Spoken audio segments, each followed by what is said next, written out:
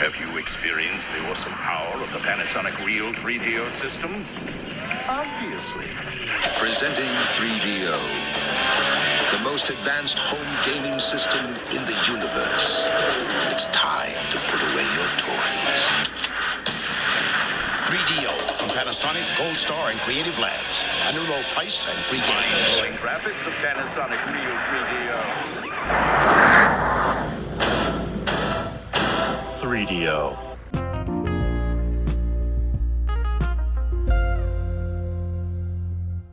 Hello, everybody, and welcome back to the 3DO Experience, the 3DO retrospective podcast where we talk about all things 3DO, the 3DO company, and everything in between. On this special 50th episode, I'm Bill, and this is Threk. How you doing, Threk? Oh, I'm doing pretty good, Bill. I am near the end of my current hellhole job, so I will be starting a new, potentially hellhole job, and about it. So this time, a week from now, I will have been doing that new job, so I'll probably have some things to say about it. But Nice. after, well, by the time this is up on Wednesday, I will be doing my last day. So, and then I'll get the rest of the week off before I start my new job. So, I'm excited. How are you, Bill? I'm doing good. Busy. Been a busy couple of days. Getting my wisdom tooth out next Monday, so that'll be fun. Ooh, are we gonna delay next week? We'll see how Tuesday goes. I'll let you know. Well, how many wisdom teeth you getting out? Just the bottom two on Monday. I took both days off, so worst comes to worst, I'll probably sleep most of Tuesday, and if I'm feeling okay in the afternoon, then we might be able to do it. If not, then we can push it back a day or two. I'm surprised they didn't suggest all four. So my upper ones came in all the way, and they said for the time, it's not a big deal. They said maybe down the line if they shift down, but they said that might not even happen. So, because I got mine out a couple years ago, and it was my bottom two that were giving me issues, particularly I think this guy. And I remember my dentist saying like we could just do the two because the top two were fine, but he said it's probably easier now just to get all four out so that you don't have to worry about the process later on down the future in the future, because getting any wisdom teeth taken out, say in your 40s, apparently the recovery process is a lot longer than say in your 20s. So I just got all four ripped out, and I think I was out for like 3-4 days, and then I was good to go. Yeah. They told me because the upper ones have come in all the way and they've basically settled, they're not a huge concern. Like they're not really causing any problems. It's the bottom ones are impacted, so that's where like the problem is right now. Yeah, you're not getting any crazy headaches, are you? Not really. My I've got it's starting to swell a little, so I'm a little worried about that. It was good for a while, and it's ironically the week before is when it's acting up again, but I only got less than a week, so yeah, because I think it was either this one. Yeah, I think it was this one because I think it was sitting on one of my nerves or something. So I was getting like just crazy migraines, like the worst headaches I've ever had. And I was like taking probably way too much medication to try to get rid of them. But ever since they came out, my headaches, if I ever get any, are much less severe. So yeah. But yeah, it's fun. You'll be very woozy. There's going to be a lot of blood, a lot of gooey blood. Don't be like me and accidentally swallow a bunch of it and then you throw it up. Yeah. And I hope you're well stocked in soft foods that you can't chew. Yeah, I'll probably do that this weekend when I go food shopping. Yeah, you're going to get real sick of like Jell-O and noodles and all that pretty quick. Yeah. I know Alex is looking forward to filming me when I get out because I'm taking the drugs. So, well, if she's listening, I could give her my number and then she can like text me the fucking video. Yeah. And I'll have it saved in my fucking phone. I'm sure it'll end up on the server. I'm sure. Yes. Please, Alex, please do so. But yeah. I was pretty out of it too, but the surgery wasn't bad. Not bad at all. It's actually pretty easy.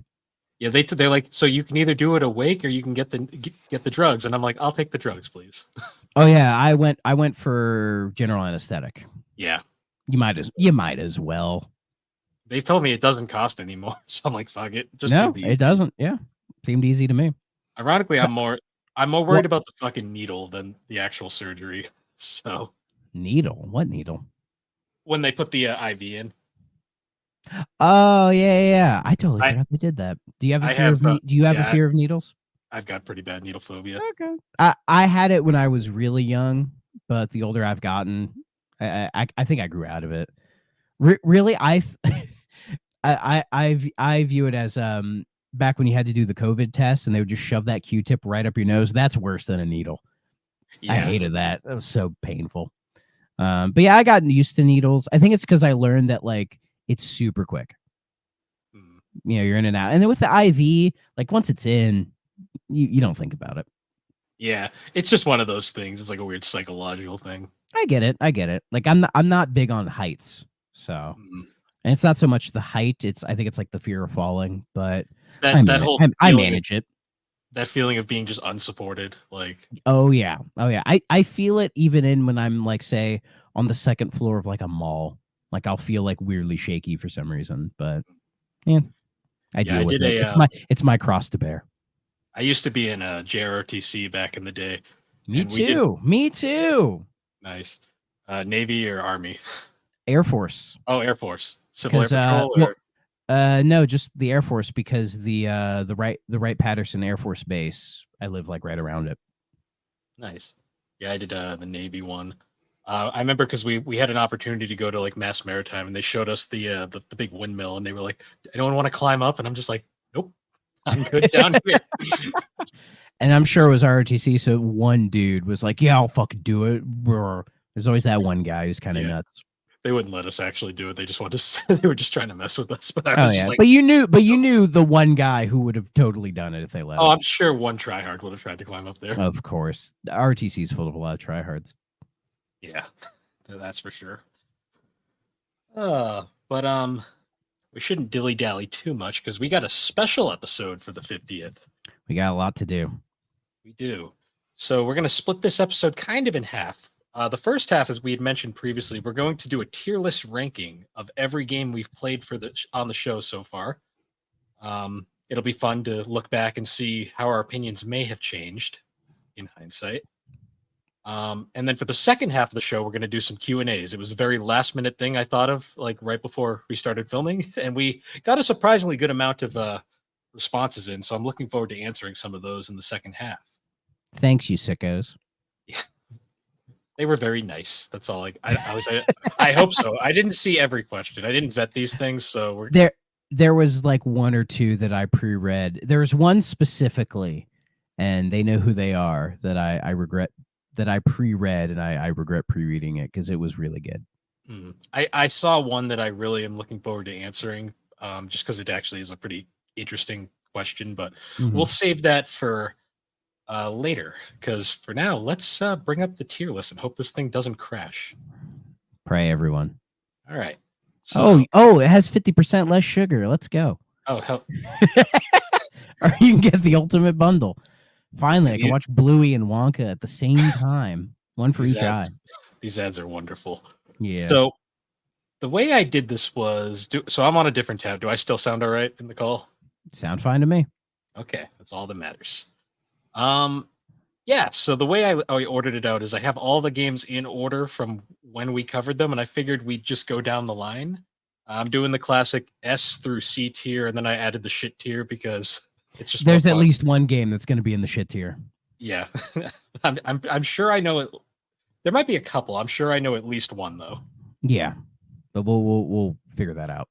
Yeah, so there might be a bit of debate because I know we had different opinions on some of these games, but I figure let's start from where we began, and that is with Crash and Burn. Crash and Burn. What are you thinking, Bill? I'm thinking, honestly, I'm thinking around a C tier because I thought it was okay. You said it was a straight up stay away. I think it's too competently made to be in the shit tier. Yeah, that's kind of where I was going. Like I did pop it in and play it once after the episode. I've done that at least once, and yeah, it has a lot of issues, but I think as a racing game, you could do a lot worse. I mean, you can do a lot better on the system, honestly. But I think C is fine. Like, it's not amazing. Um, I mean, that's the thing. Some stayaways I'll throw in the C because I'm like, it's not a terrible game, and this isn't terrible, but it is a flawed game, and I cannot see it anywhere else than the C tier. Hmm. Yeah, that's pretty fair, honestly, because I mean, it's not an unplayable game. It's just not a No. particularly fun game. Yeah, it kind of crashes and burns. Ha. Uh, all right. Sponsored by Huggies. Hell yeah. The audio listeners are gonna love this. Yeah. And Cox, apparently. All right. So next we've got Road Rash. This was a double must play from both of us. I don't know if I want to be so bold, but S tier.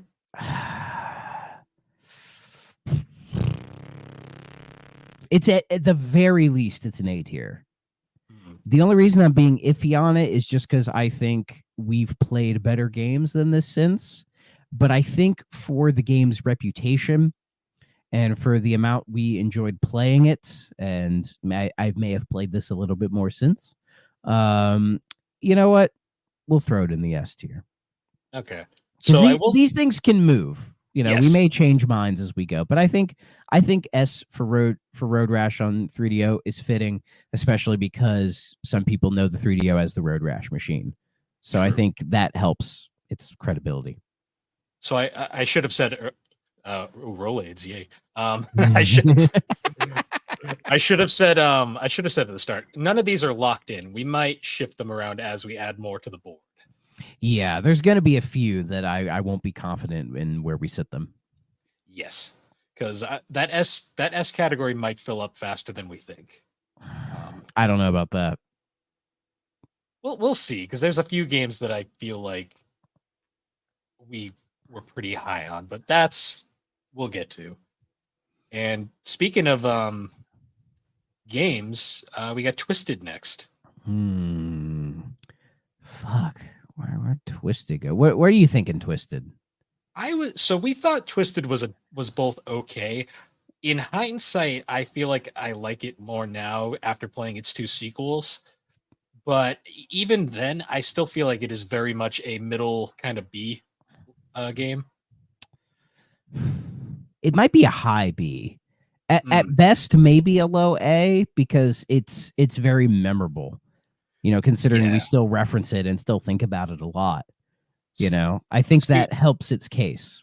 At the start, I'd say it was a solid B, but after playing both of its sequels, it definitely gets bumped up a little bit. But I feel like for now, we should put it in the B tier and we'll see what happens. I can live with B tier. Okay. So let's put that in there for now. And then next we have Return Fire, featuring our favorite little green man there. Yeah. Return Fire is great. I love it. I don't know if I'd give it an S tier though.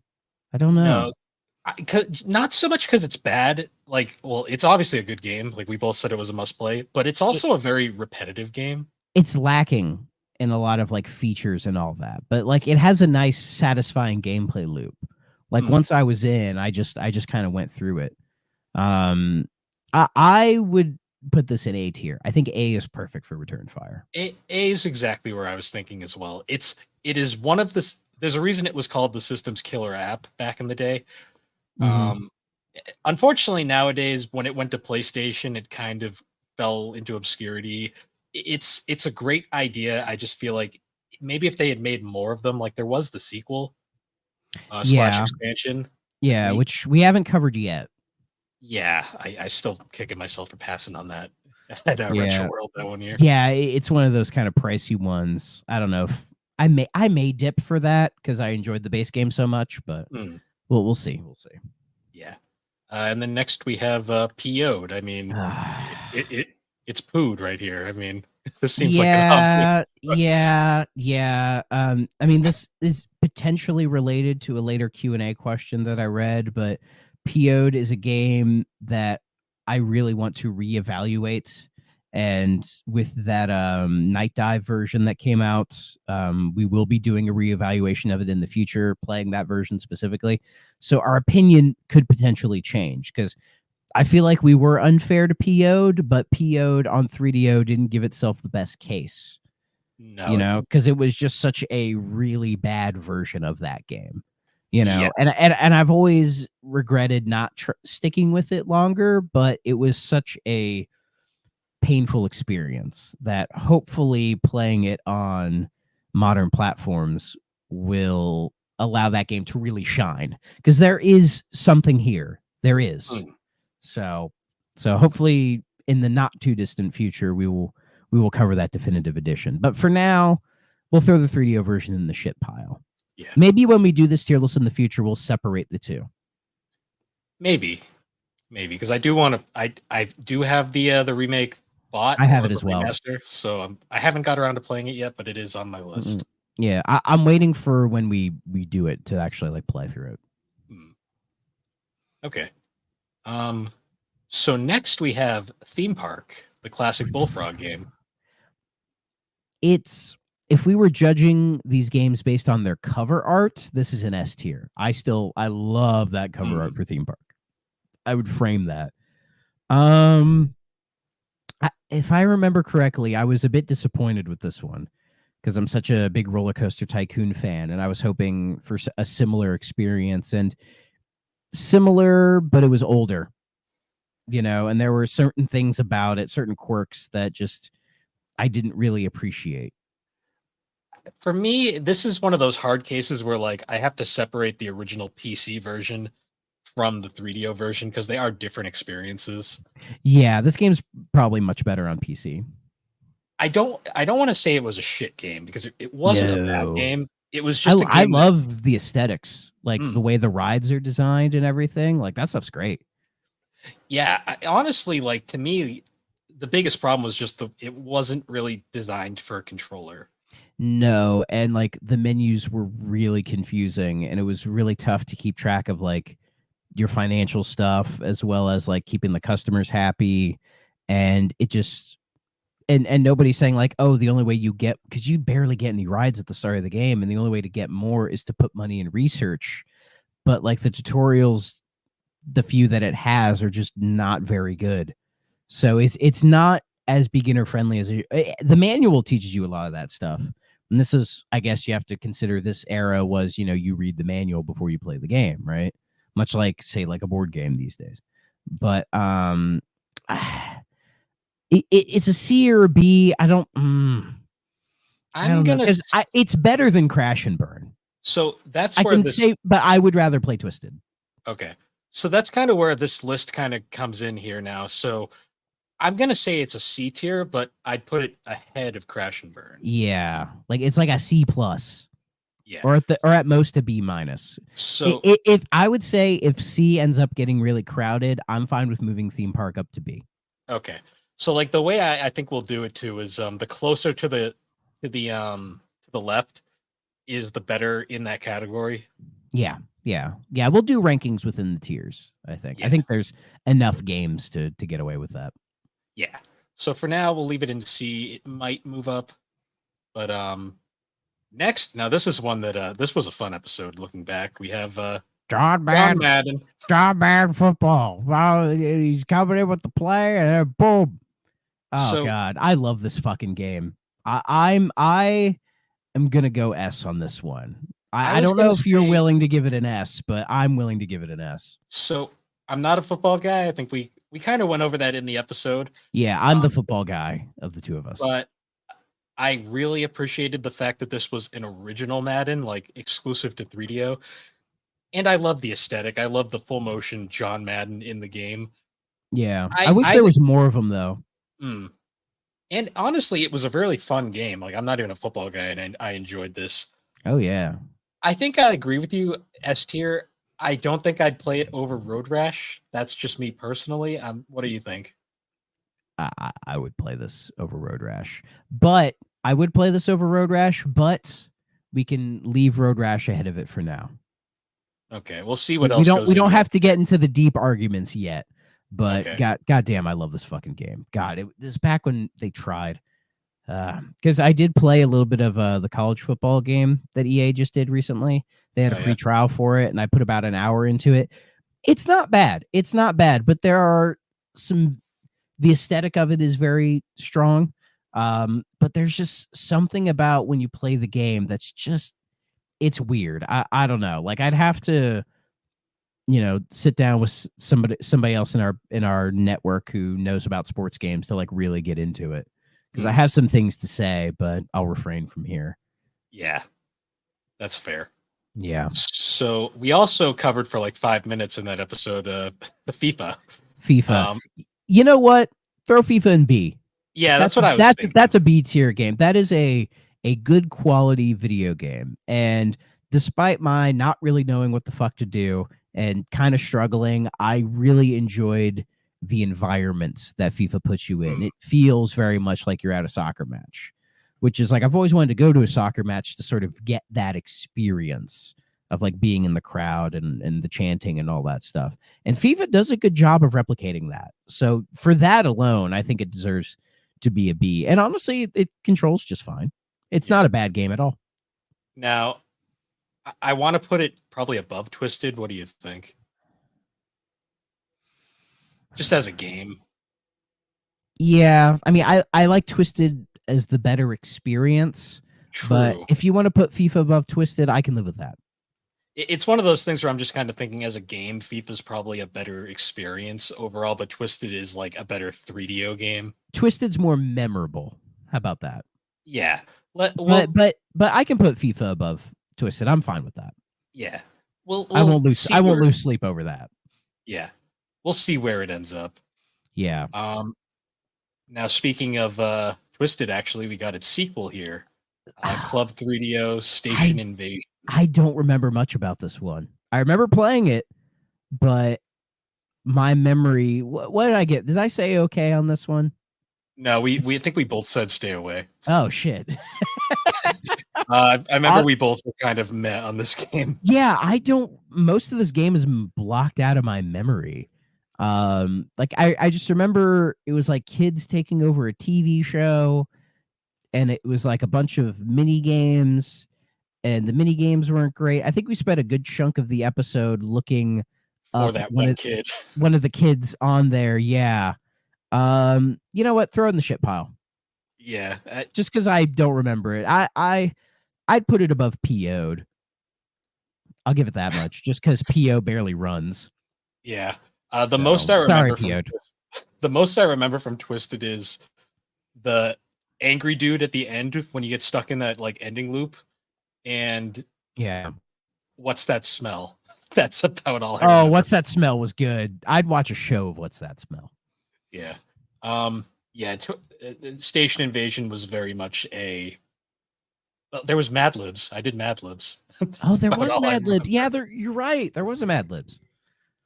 See again, this is one I'd have to pop it in again to remind myself. But so next we have the other soccer game on the console.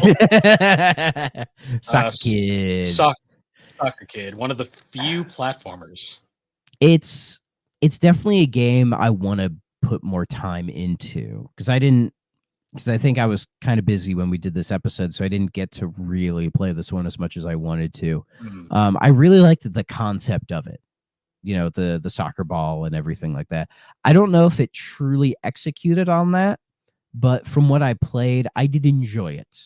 And it's not a bad game at all. I think this was also, I think people remember this more for being on the Amiga, I think. Yeah, this is this is a European ass game. It's definitely an older game that just happened to get a 3DO port with some added stuff. Yeah. It has that Euro stank on it, like when you play certain older games, like you can tell it was made in that part of the world. It's just their kind of design philosophies. So for context on what we thought of this game, I said okay, and your response was sure, why not? So yeah, because it is an okay game. I think it was just because I didn't play it enough. to really have a solid opinion on it. And I really should play more of that game. Yeah, I think did I get a GBA port? I think it did. I think it might have. Yeah, maybe I need to play that version.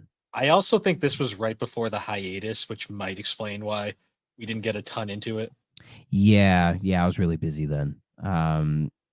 But what are you thinking? You played it more than me. I'm thinking it's a solid B. Okay. I'd say better than Twisted. Probably better than, I don't know. Would you say better than FIFA or? Nah, I wouldn't put it above FIFA. Okay, so honestly, I wouldn't put it above Twisted. Okay, that's fair. I'm kind of indifferent to it. I like the idea of it, but it's not my favorite platformer on the system. Yeah. There's definitely a lot of. I don't think we've played that many. We haven't played that many platformers on 3DO, but there's not that many already. There's still a couple we haven't done. Like, what's it? Johnny Bazooka Tone? Is that one of them? Yeah, that's one I want to cover just because I believe it was made by somebody we've covered recently. Yeah, that's. I think that's one of the pricier ones. Unfortunately. Yeah. Yo. But yeah, so the next game, I mean, that is the D tier after all. So yeah, it perfectly fits. Yes, I would even put it below PO'd. Absolutely. Sorry to a friend of the show, Dre from Fine Time. He's a big fan of D, and I totally get why. He was there at the time, so he had that experience that I think we both said if you played this at the time, you probably had a fonder memory of it, and he absolutely did. But yeah, this one just no, absolutely not. We should in the future we should do like Enemy Zero and D2, kind of round out. I mean, we've played 2 Eno games now, so we should round them out. Honestly, like the thing I like the most about D is the guy that made it. So yeah, like this just feels like a playable tech demo. I think the problem is like Resi and like Silent Hill weren't that far after it. Yeah, this was Alone in the Dark. This was what 94, 95, and Resident Evil 1 was 96, I think. Yeah, and then Silent Hill was 99, so it was a couple years later. But I think Konami took their time to make sure they got it right, and good on them. Yeah, me giving Konami a compliment in 2024. They used to be good. Well, I don't think the company themselves were ever good. They just had good people. Yeah, they had a good dev team. Yeah, I think that was our first Universal, like, we just hated it game. Because even PO'd, I was a bit nicer to it at the time. Yeah. It was one of those.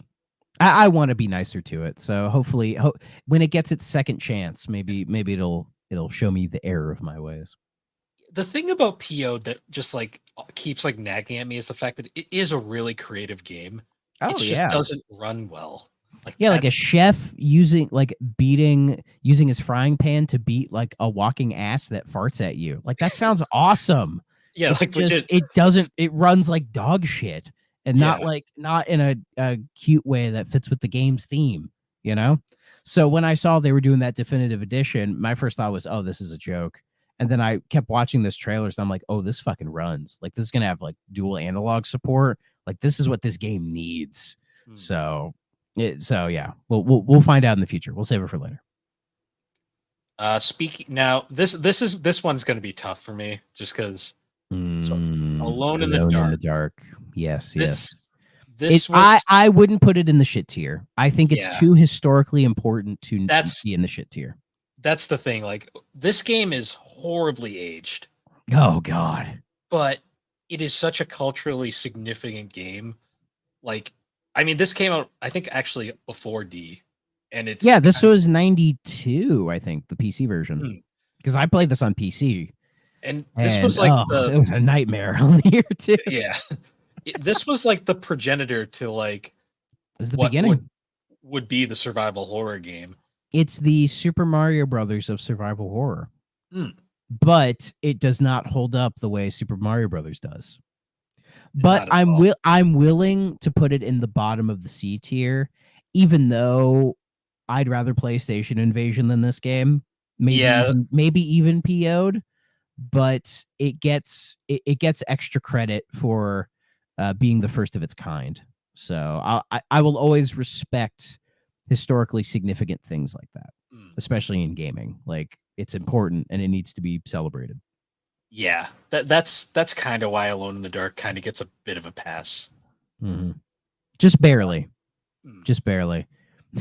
Now, if this was my tier, I'd give it an E for effort. Yeah, if I added an extra one. All right. Speaking of cultural significance, but this game holds up.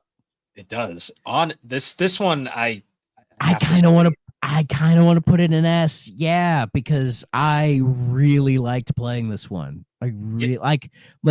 I knew it was like running on the Road Rash engine, so I was like, oh yeah, it'll be just as good. Like, in some ways, it might be better. Honestly, to me, I think it is a better game than Road Rash, but the reason why I feel like it should be like not only in S, but I think it should be as of now the top of S, is we had said it in the episode. This game is in a lot of ways the legacy of the 3DO. Yeah, it is. Like, we still get Need for Speed games. Like, I think, what was the last one? Was it Unbound? That was what, like last year? I think so. And I heard actually that one was decent. Yeah, like EA, I mean, they've killed Burnout, but Need for Speed still lives. Like, even the teams that were making Burnout are now making Need for Speed. Yep. So, like, EA, even still to this day, views this series as important enough to keep it alive, which I think says something. And yeah, I really enjoyed playing this game. Though I honestly, if y'all want to play this game, I would say run it through an emulator and overclock the CPU because it'll run so much better. It already runs pretty fine on original hardware, like surprisingly good. But if you want it to be a bit smoother and a much more stable frame rate, just like go into either like the Opera RetroArch one or get 4DO, which actually 4DO is really good, and then just boost the clock speed in that, and the game will run better. Yeah, but yeah, I really enjoyed Need for Speed. Even the kind of cheesy FMV stuff with that one dude who's like trying way too hard to be cool, you know, like he gives off like divorced dad energy. A little. You know, like he's newly single and he's been out of it, so he's like, oh, cars, yeah, chicks dig cars. I like cars. We'll make cars my personality. Yeah, you know, kind of guy. Also, like, this cover is legit one of the most iconic covers in video game history. It's a dope cover. I like it. It's not my favorite, but it's pretty good. No, it's not. But like when I think like video game covers that like are like staples of video gaming, like I always think of this one, like that the side of the car there. Yeah, but then by my from my viewpoints, I would say like John Madden on a cover is also as iconic. True. He was on a lot of Madden covers. Yeah. And we should probably specify too, just for people who might not have seen some of our earlier episodes, when we say Need for Speed is the legacy, because technically Madden is still going strong to this day as well. Need for Speed debuted on 3DO. Yes. This was its birthplace. This game did come out on platforms later, but it first released on 3DO. Yes. So it has that. So yeah. Madden predates the 3DO by quite a bit. So I mean, there's a couple other games that are, I think, the legacy titles on 3DO, but I think Need for Speed is probably one of the more successful ones, even though it's not really connected to 3DO directly, because there's one game that we played that is directly connected to 3DO. Despite it not being 3DO exclusive, it's just kind of synonymous with it. We'll get to that one. But yeah, Need for Speed, I think 3DO deserves that connection more. So yeah, we'll put it in S. And I'm fine with it being at the top. Even if I would say maybe play Madden a little bit more over it, I'm perfectly fine with Need for Speed at the top. Now, this next game is one I've been looking forward to. It is probably the biggest surprise we've had. All hail the Dude Meyer. All hail the Dude Meyer. All hail the Dude Meyer. Put that bitch in the S tier, baby. Okay.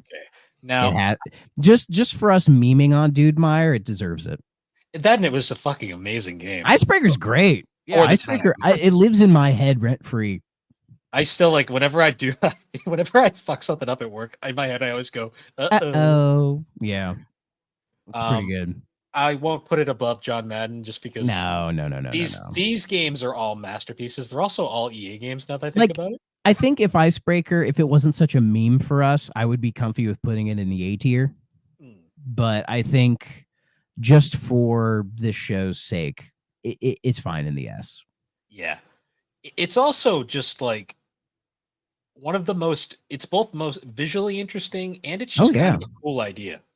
Oh yeah, it's such a unique experience that I'm surprised nobody has tried to replicate now. Because I feel like if you drop this on, I mean, I think I said in the episode, if this was like an XBLA arcade game, RIP the 360 store, if it came out on that, say during the peak of its era, this game probably would have done well and would probably be in the modern lexicon. I think the same way like a Braid or a Super Meat Boy is. Um, Hell, even it, mobile phones. Like yeah, I don't know how this game would work on phones, but you know, we can give it a shot. But yeah, it's a fun game. It's a cool game. It's a shame that sequel never got made, or I think it uh, was. I think they were working on. They're working on it for the M2, I think, hmm, which is why it never saw the light of day, unfortunately. yeah. Now, next game, this was another one that was a absolute blast, and that is the Incredible Machine. See, I feel like you're gonna hate me for this, but I would put this above Need for Speed. It's my favorite game we've played.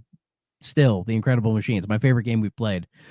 But are you thinking A for this? I'd say yes, because it was a genuine, can't speak. It was a genuinely good time all around. Well made game, addicting. Sorry, Aaron, but it's the best puzzler we played on the system. Oh, by Um, a fucking mile. By a mile. so I'll, I love this game. I found like the PC version of this, and I've been playing that. It's better on PC. Like having the mouse inputs definitely improve the game.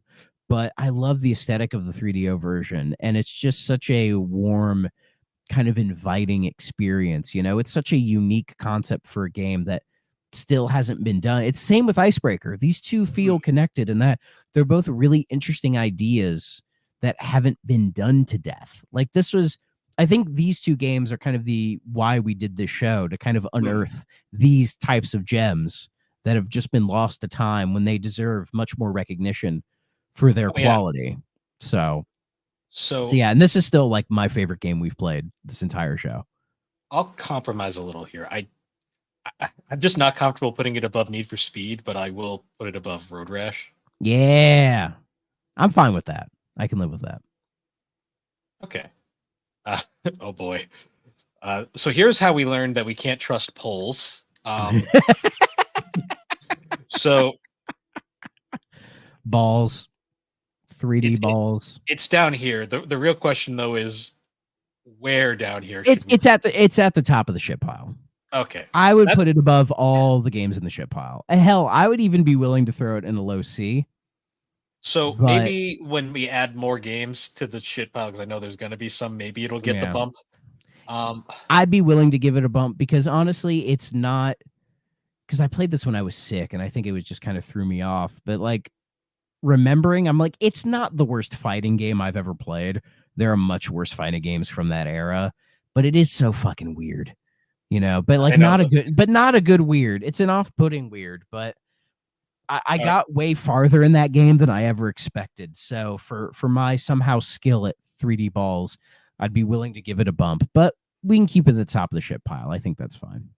Okay. My only question is if we bumped it up, would you put it behind Alone in the Dark? Yes. Okay. I'd rather play this than Alone in the Dark, but Alone in the Dark, again, it has the historical context to keep it up there. Okay. I'll leave it here for now, but we We'll leave might it there. we might move that around. So next we have hi Aaron. We've got Triple Threat Shanghai. I didn't recognize that for a second. I was like, what the hell game is that? Yeah, it has a weird fucking cover. Yeah, it's a cool cover though. Cool ass cover. It is. It looks like you would see that if you went to like a Chinese restaurant. Yeah, probably. It has that look to it. Yeah. When I'm coming in to get my lo mein for the week. I wouldn't call it a C tier because it's competent, but it's not the best B tier either.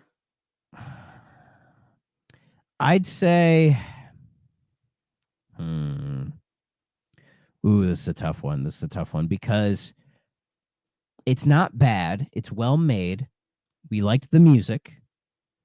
It's just all of us have this game just pre-installed on our computers, so it feels like a what's the point kind of thing.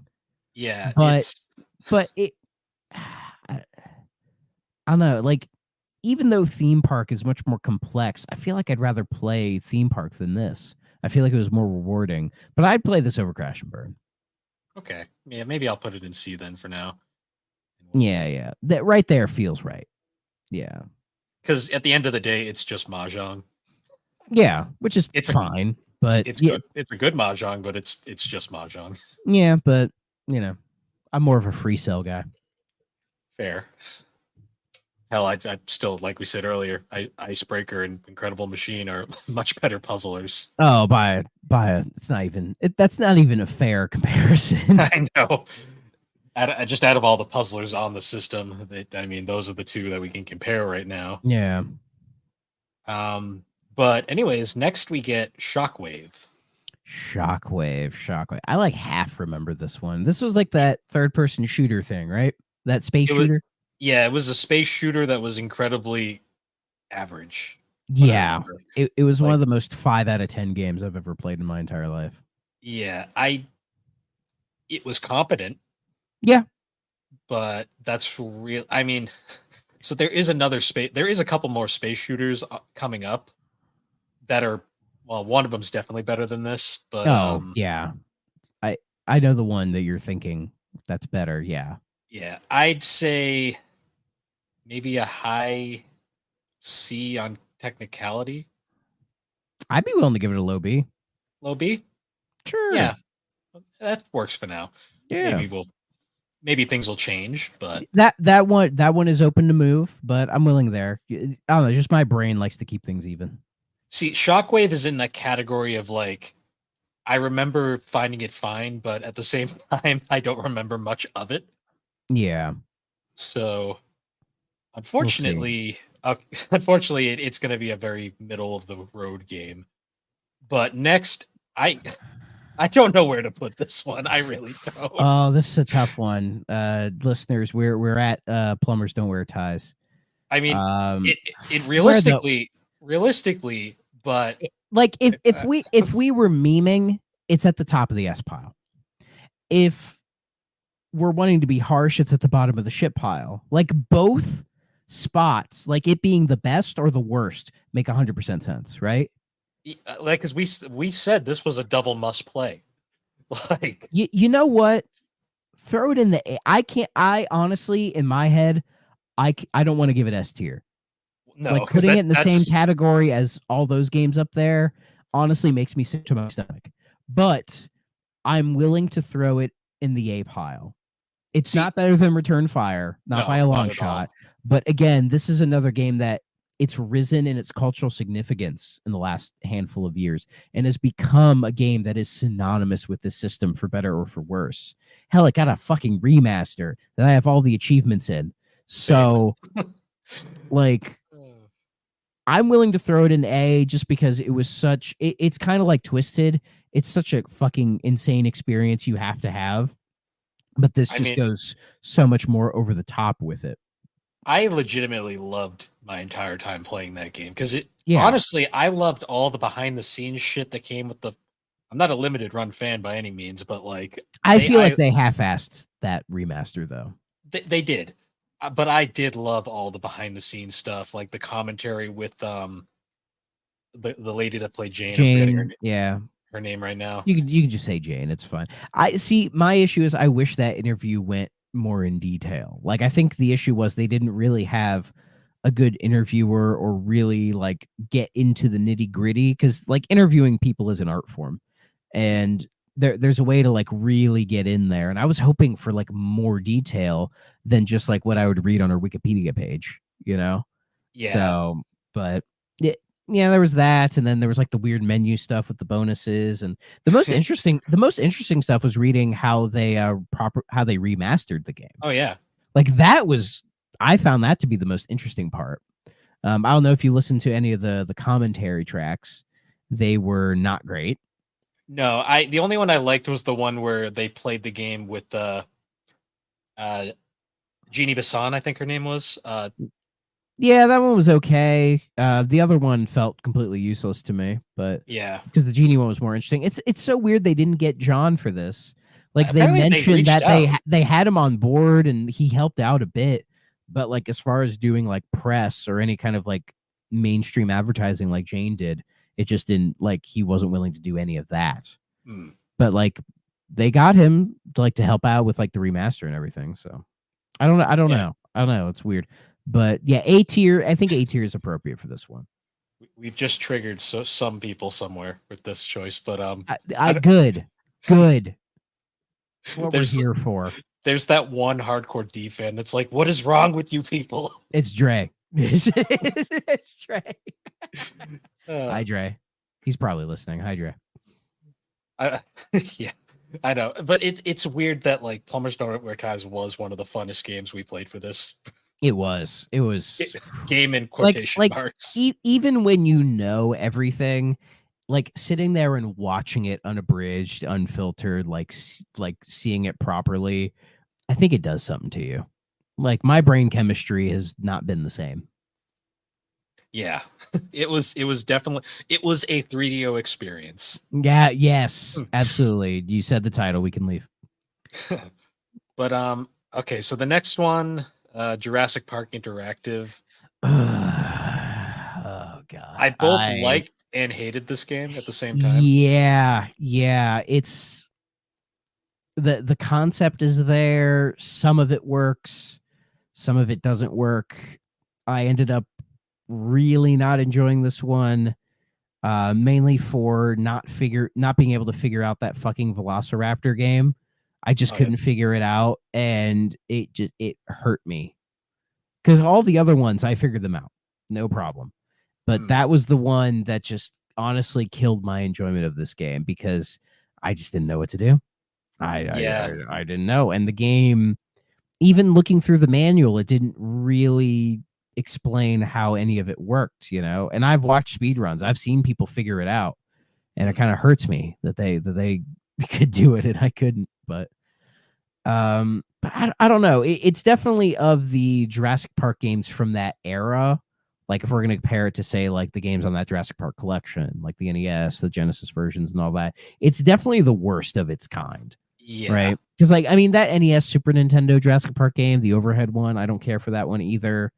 The Game Boy one isn't particularly great either. The Genesis games are solid. I have a big fondness for Rampage Edition because I grew up with that game as a kid and I know it pretty well. I don't know. It's not a shit game. Shit pile feels unfair. But C tier feels fair.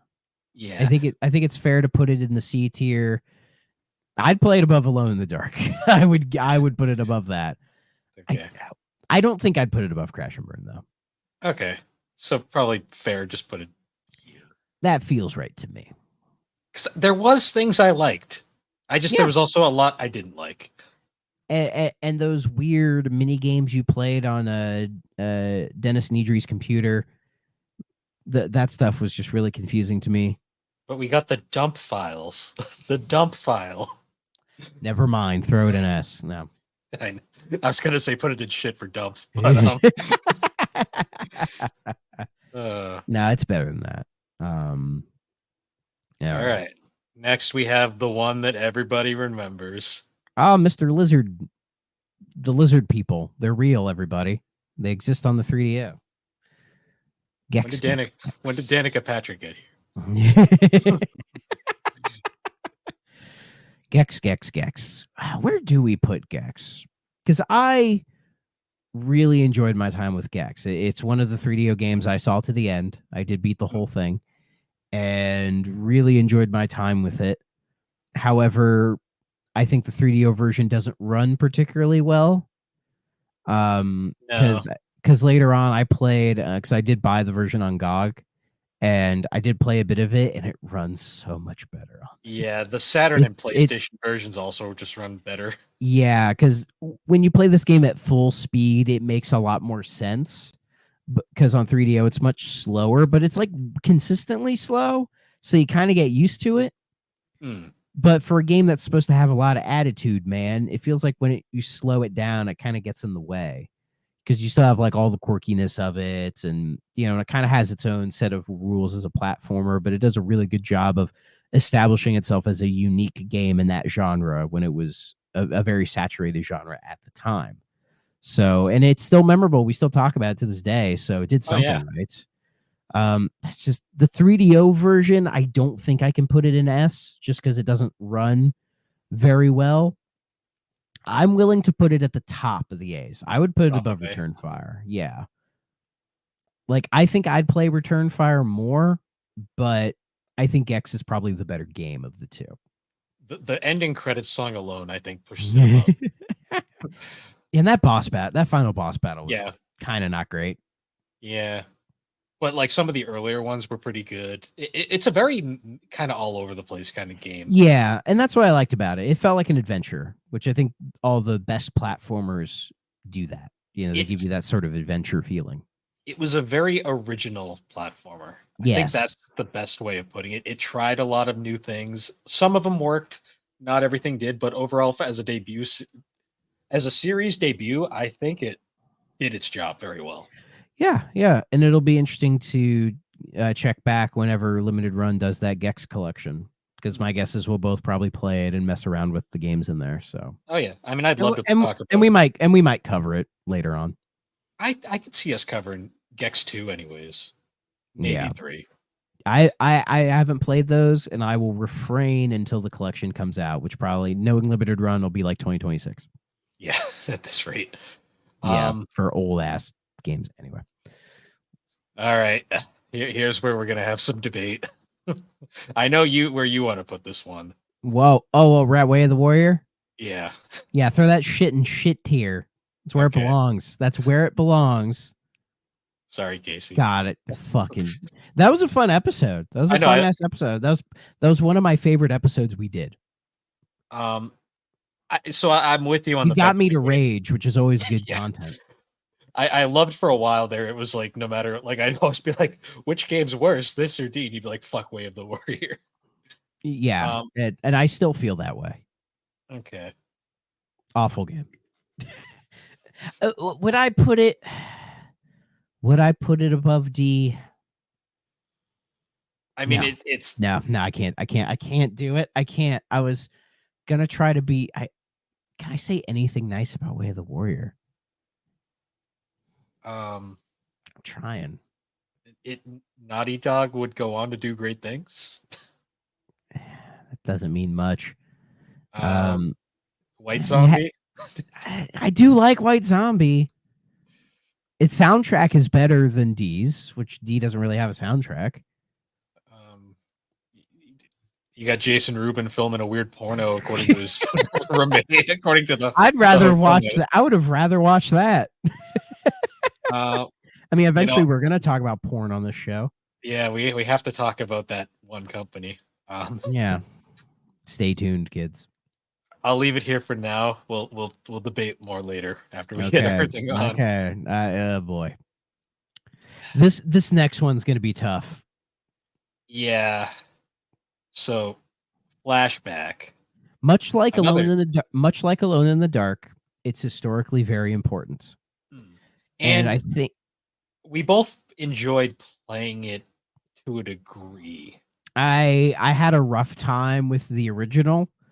If you look through the Discord chats, I did mention my frustration playing it at the time because I really like Another World.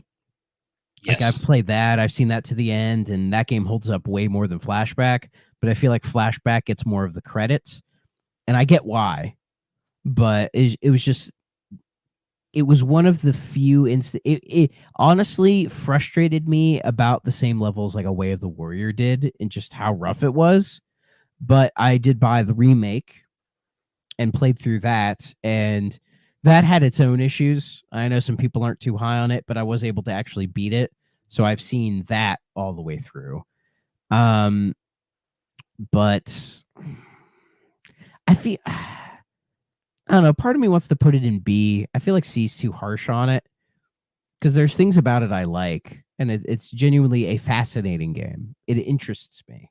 I remember it more than Shockwave, if that says anything. Yeah, I would put it above Shockwave, sure, Okay, but I'd rather play Soccer Kid. fair. So Even though like still like seeing Theme Park sit and see, I'm like, man, I kind of want to move it up just because it's like there's so many other games I'd rather play. But let's leave it there. Let's not do any adjustments till we're done. Yeah, we still There's got a whole lot. Thought I had in my head. We got a whole lot of golf to get through. C's are gonna get filled up. So the next game, I mean, unfortunately, like it's specifically the 3DO version of Doom. Yes, is notoriously awful. The story it's nothing. It's nothing to speak on the quality of Doom. Like as we all know, the original Doom is an S tier game. Yes, honestly, the reason why that episode was called the 2-for-1 special was because literally we talked. Doom was literally story time. There was no talking about the game in question because everybody knows Doom. The story behind 3DO Doom is the most interesting part of that game. Yeah, and it's just that version is very bad. I actually did boot it up on emulator at one point, and yeah, man, that's rough. Literally, the best part of it is kind of ruined by the fact that the guy who made it is a piece of shit. So yeah, that's true.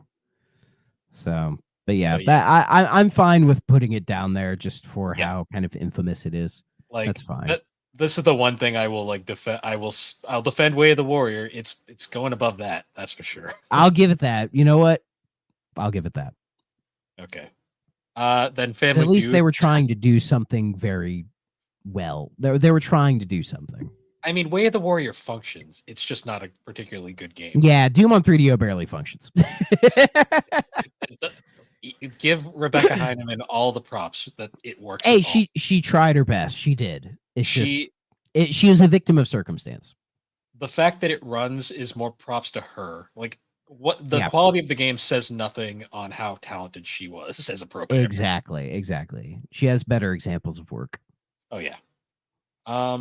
So Family Feud was Family Feud. Did you ever play this? Yeah, I did boot it up. I did one like slight emulated round before that episode, and I remember finding it fine, but it was also Family Feud. Yeah. I've probably played more video game Family Feud than most people. It's not the best version of it that exists out there, but I think bottom of the seed pile feels perfect. Okay, I mean it was fine, but it works. I wish it went more crazy with the FMV stuff. Like there was more of that, but and there was just certain survey question answer thing. That's the issue with playing Family Feud, like an older version of it, is the mindset of say this type of thing from like 94 and 95 is a lot different than now. So these games are kind of hard to play as like legacy titles, you know? Yeah. Like you could argue Jeopardy and Wheel of Fortune have similar things, but Wheel of Fortune is just like Hangman, basically. You can kind of figure it out. With Jeopardy, a lot of it is just like, trivia, and trivia doesn't really age. Nah. So, but with Family Feud, it's like asking people what's on people's minds at that particular time. Yeah. Which is what makes it hard to play. Like in terms of like game show games on the 3DO, I mean, I don't feel comfortable putting it in the same category as Twisted because Twisted is just a much more interesting game. Yeah, Twisted is so much better. So I think it's fine here because it's not shit, but it's also not particularly interesting. It's fine. It does its job. But next we got this is the most interesting game I think we played. Oh yeah, just because the fact that it was a brand new game. Yeah, the fan game. Shout out to the dev because I did email him. Retro Love Letter. He did like all of our stuff, which was nice. That's nice. Yeah, he liked our stuff. I did send him an email, and he, came out and really appreciated it. So who knows? He may be a listener now. We have no idea. If so, how you doing, man? We're talking about your game again. So Um, I don't know if I'd say it's an S tier, but it's definitely an A tier for me. it's at the very least an A tier, just because it's a very, very well made fan game. And usually with fan games, I tend to be nicer to them. Um, I did find the game, particularly in the later levels, to be really difficult, Hmm. but I was able to beat the whole thing. So, In and it was great. It definitely needs a little bit more, but for a first attempt, I really enjoyed it, and I think where you're putting it in A tier, that fits. I think that's where okay. it should be. Yeah, I can't put it above Return Fire or Gex. I don't think it reaches those heights, Yeah, unfortunately. and I'm But not for going to. one guy doing this in his spare time, like, Yes, very impressive. and I'm not going to insult him by putting it below Plumber's Nowhere Past, No. because that's He our might unlike everything. that's our little meme for this list right here. But I'm not going to Yeah, put a legitimately. but Plumbers is a meme, It so is. that's what it should be. We legitimately liked it, but I don't Yeah, want we to. did. We I did. don't. I don't want to insult the guy and put it above his game, which was really solid. Exactly. I So think hopefully he understands. yeah. All right. So this one I'm a little split on. Wing Commander 3. Wing Commander 3. Wing Commander 3. This is the game we got pushback on. Well, mostly We me. did. We did. Well, Because I had said the PlayStation version was better, and everyone was like, "You're stupid. The 3DO version's the best one." And I'm just like, "All right, sorry." never I didn't agree. underestimate the retro gaming community, okay? They could be ruthless at times. Yeah, I've seen some stuff. I know. Um this is a tough one, man. I mean, this is a Again, very this much like BioFury, this is a game that impresses me.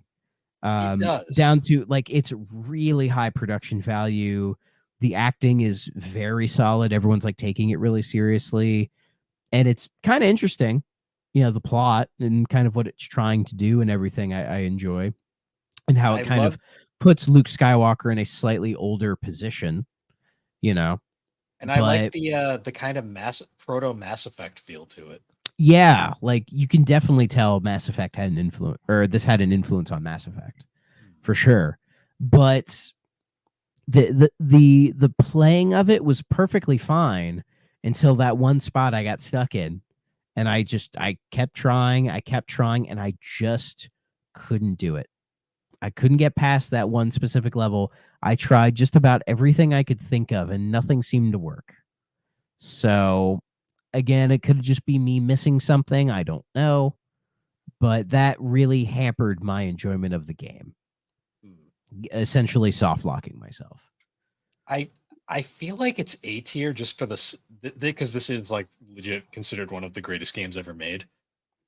See, I wouldn't go that far, saying one of the greatest games ever made. Well, I'm You, talking maybe not my opinion specifically, but in the terms of the general gamer, like from what I've seen online, this is considered sure, one of the most important games ever made. sure. I did see footage of the PC version of this game, and it looks so much better. Yeah, And it's probably the preferred version to play.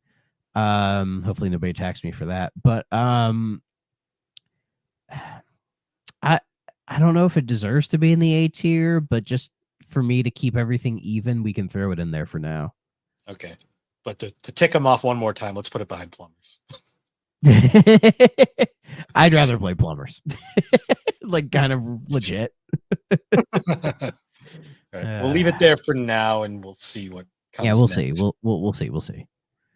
All right, this was another kind of disappointing one. The Horde. Horde. I don't want to say shit, but I have a soft spot for the Horde. I do. Because this is definitely a game that if I had it as a kid and it was like one of the only games I had, I would have sunk dozens of hours into this. I could see it.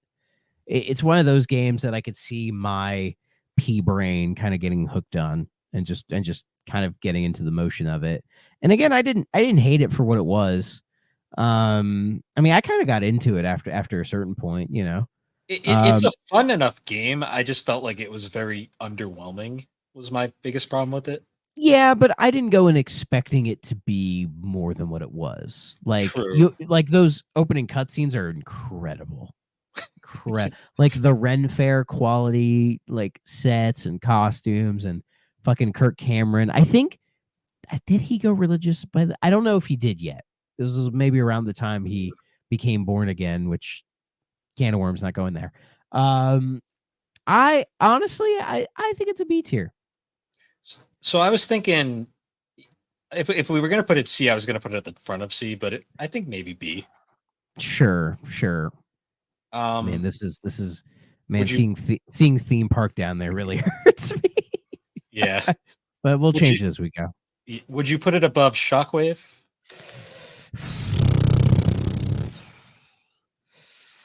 Ooh, that's a tough one. That's a tough one because again, the Horde is a memorable experience, and I did enjoy my time with it. But I think Shockwave is more competently made. Yeah, that's kind of where I'm kind of stuck. But Shockwave is it's kind of a nothing game, really. But the Horde is something. So I'd say a Horde above it, but the Horde above it. Yeah, but then that's no. Flashback should stay above it, I think. Okay. All right. I love that cover too. That cover is pretty wonderful. Yeah, I love it. I'm glad I have a physical of it. Yeah, because I have the Saturn version. The Saturn cover is awful. Dog shit. Not nearly as fun. Yeah. So this next one, Super Street Fighter 2 Turbo. You're really gonna put it that low in the S tiers, buddy? Well, I put it. Needs to go up a little. It needs to go a little higher than that. I put it here by default. We were going to discuss. Yeah. It's Super Street Fighter 2 Turbo. It's an S tier game. Like, you know me, I'm not big into Street Fighter. Anyways, I'm more of a Mortal Kombat guy. But I can't deny the quality of this game and that the 3DO version is still a very solid version of it. It's been surpassed these days because you can just play the arcade version on modern platforms. But for a port of that game to this platform, comparing it to, say, the Sega Genesis or Super Nintendo versions of it, or like a PS1 version or whatever, like this is just hands down the best version. Like the PS1 versions of, I think, Street Fighter Alpha were did a kind of replicated this in terms of their quality, I think. So obviously it's better than, as much as I love the Dude Mire, it's better than it's better than Icebreaker. I'd put it above Madden. Okay. I'd put it above Road Rash. I don't want to put it above Incredible Machine. I don't want to.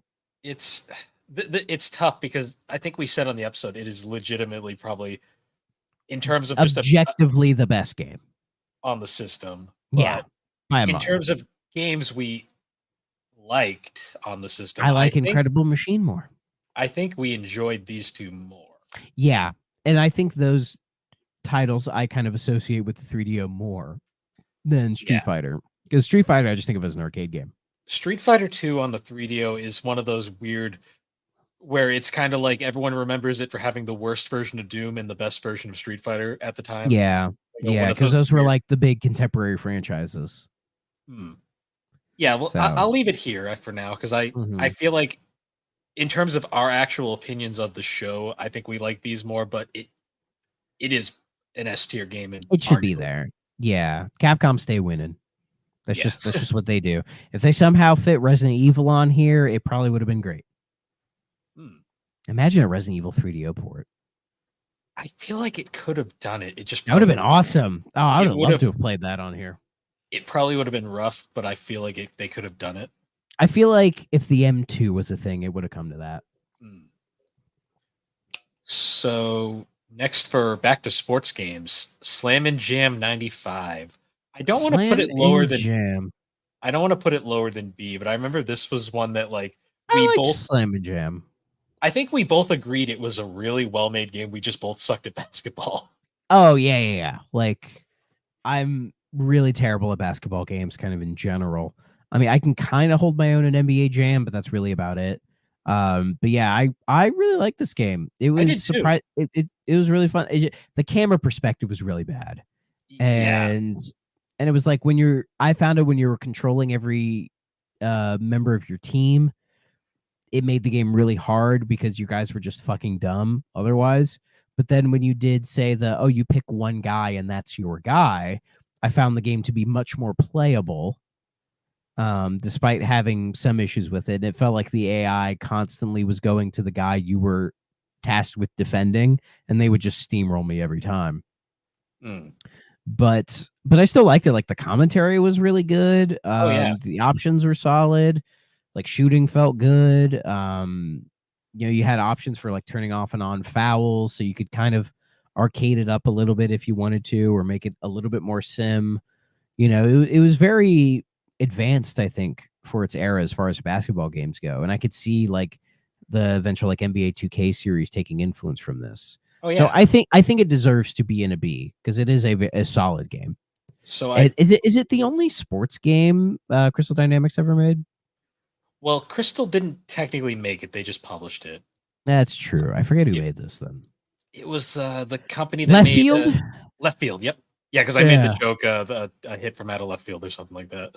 Yeah. Let's see. So where do we put this guy? I'd put it above the Soccer Kid, probably. I think right there. I don't want to put it above Twisted, but I think like it kind of sits somewhere in like the direct middle of the pack, and I think that's a good fit. Here's my question now: did we put FIFA too high? We'll see. Okay. We'll see. Let's finish them out. We don't have too many left. Okay. So this is probably the biggest disappointment. This was my disappointment. This one hurt me. I don't want to say shit because I really wanted to like this one because I fought hard to play this one, and then it just really saddened me. I don't want to give it shit. You could justify giving it the shit tier because I think it is disappointing and it just doesn't live up to the potential that it has. Especially now I've played like a Contradiction Spot the Liar. So I've played like another kind of detective game, and that game is incredible. And this just doesn't stack up, unfortunately, but I shouldn't compare it to that. But would I play it over 3D balls?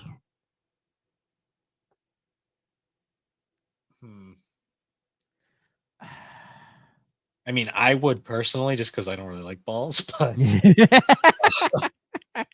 he likes the other kind. We can throw in the bottom of the C's for now. Okay. It's not better than Family Feud. Yeah. I'd play Family Feud over it. Easy. So now we get to the golf games. Oh, God. Right off the bat, I'm just going to put the Lynx games all in C tier because they were... Or would you say B? No, C. C. I'm going to put those three in They all deserve C. Now, before we get to these two, because these two are slightly different, would you put them anywhere higher or lower? No. Right there? I think that's where they would be. I would play Psychic Detective over all three of them. So I will say Walele or whatever was the best of the three. Yeah, Walale was the best one. And then between Pebble and Wicked 18, that's up to you. I'm cool either way. Wicked was more visually interesting, but Pebble played better. I'll just leave them like that, but Walele was the best. Yeah. So World Cup golf, I think, was the most interesting, but it was hampered by the worst controls. Do you want to throw that in the shit tier? I think it's too good to be in the shit tier. Yeah, it's ironically as a game, it's better than these three, but it was just control wise, it wasn't. Honestly, I'd play it over Psychic Detective. You know what? I can live with. I wouldn't put it above Family Feud though. Okay. Sure. PGA Tour, I liked this one like quite a bit actually. This was the only one I could actually finish a full round of golf. Oh yeah, I played a couple rounds of this. You know what? Top of the Bees. Top of the Bees? Yeah. I'm a golf. You know me. I'm a golf game sicko. So throw the shit at the top of the Bees. I inherently hate golf for personal reasons, but I will say this was the most fun out of all of those, and I would play it over FIFA. Yeah, it's not perfect, but for golf games on the 3DO, this is your bet. This is it basically, as far as I'm concerned. Now for another huge disappointment. Ah, sad Nost. I You know wanted to what? like this. I kind of want to throw that in the shit tier. I kind of do. It was better than Station Invasion. But Yes, it's better than that. I'd rather play 3D balls over that. yeah, I mean, but Balls was at least a game. This was Yeah, it was. something. It was something. It was something, all right. I mean, I kind of feel bad putting like PO'd below it, but It just doesn't run well. I know that's the I think that's what gives PO the real disadvantage was it just ran like ass. And I think that's kind of like the ultimate thing, you know, like to me, the only game that can be a 0 is if it doesn't work. If it doesn't True. work, then it's a 0 because you can't even play it. If you can play it, it's at least a 1. Now, interesting bringing that up because this is a game that runs incredibly well, but plays not so great. I would put Starblade between Family Feud and Alone in the Dark, that. No, below it. a blow. Yeah, right there. Which is That- sad because it is the most It's functional. neat. It's a like- neat game. Hmm. But Yeah. but would you ever play it again? Not on 3DO. No, Like I wouldn't think either. we both. I would download the arcade ROM and play that. Yeah, I think that was our big agreement was that it was just a better arcade. It was a game that was meant for arcades. The 3DO controller was not designed for that game. Exactly. All right, Boy, last was one. it pretty. Oh, Boy, was very it pretty. Very pretty. All right, last game. Tripped. Hi, Aaron. Hi, Again. Aaron. Yeah. I wonder where he would put the 2 games we played. I wonder. So I put it. Maybe above he'll let us know. Shanghai. I'd put it above Shanghai. Yeah. But would you put it above Theme Park? No. Okay. So, fun enough puzzle game, but it literally, unless you get stuck in a 2-hour game like I do, it's pretty one and done. Yeah. It's so weird the puzzle games on this console, how many of them there are, and the kind of wide-ranging ideas and quality that they are. It's very interesting. And I think there is a few more that we still have to track out, but that's for later Bust a move. episode. We gotta do bust a Oh move. yeah, Bust a Move. I keep forgetting that's on there. Oh yeah. I've already played a bit of it. So we filled the board. Now this Yeah, is where we gotta start moving some stuff around. 'Cause So this we've doesn't already feel correct. we've already mentioned it a few times, but I'm gonna just preemptively. Yeah, throw theme park in B. I honestly would put it between Soccer Kid and Slam and Jam. That's fair because it is. Because the we were more I kinda think harsh. the more I think about it, the more I'm like, I like theme park. I like it for what it is. Now, If you want to move down FIFA, I'm fine with that. I think it should stay in B. yeah, it's not worse than a B, but I would honestly, I'd probably play Slam and Jam before I played FIFA. Yeah, honestly, yeah. Let's see. Yeah, I can live with that. That feels right. But here, instead, here, like S tier. Are we happy with all the S's? I think S tier is fine because I'm pretty sure that's about the order I would play them. Yeah. A tier. The only A-tier. ones like the only Go ahead. I was gonna say the only argument to add to S is Gex, but I think it is perfectly fine as the top of A. A feels right for it. My only issue with A is a part of me wants to move Wing Commander out of it. But to be fair, B is already really crowded. So I mean, then we have plumbers in A, which makes this list entirely funny. But maybe for the memes, we'll leave them together. Okay. Just so that people see that, and maybe those haters will come back. We'll get someone angry. Yeah, B tier. Now that we put theme park in there, move some stuff around. Yeah, that all feels right. I think B feels right. Does B feel right to you? B, everything in there, I believe, should be in there. C is the one that I have the most questions about. Yeah, C just feels like a cluster right now. Like we need to properly organize C.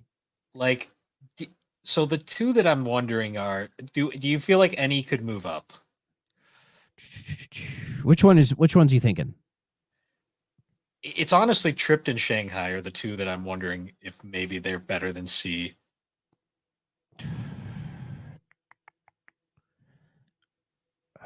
I'd be willing to throw Tripped in B, not Shanghai. Yeah, so that's kind of why I'm thinking this, because Tripped is better than Shanghai. Like Tripped Yes. is an interesting, fun game. The only thing that holds it back is it's a puzzle game. You kind of, once you've played it, you've experienced it. Yeah, but I'm willing to throw it in B because it does have its quirks, and I It did have fun with the music mode. is a very visually appealing game too, like from the Yeah. box art and the game itself. And a part of me didn't want 2 rows of C. Yeah, it was throwing my OCD up there a little bit. Yeah. The rest of this is going to, but it's fine. Looking at everything else. I'm thinking we probably should look at the order for C a bit. Yeah. I think we need to as well. I kind of feel like this is too high. Psychic Detective's too high. Yeah, If you want to move it down, that's fine. I mean, I don't throw it in the shit.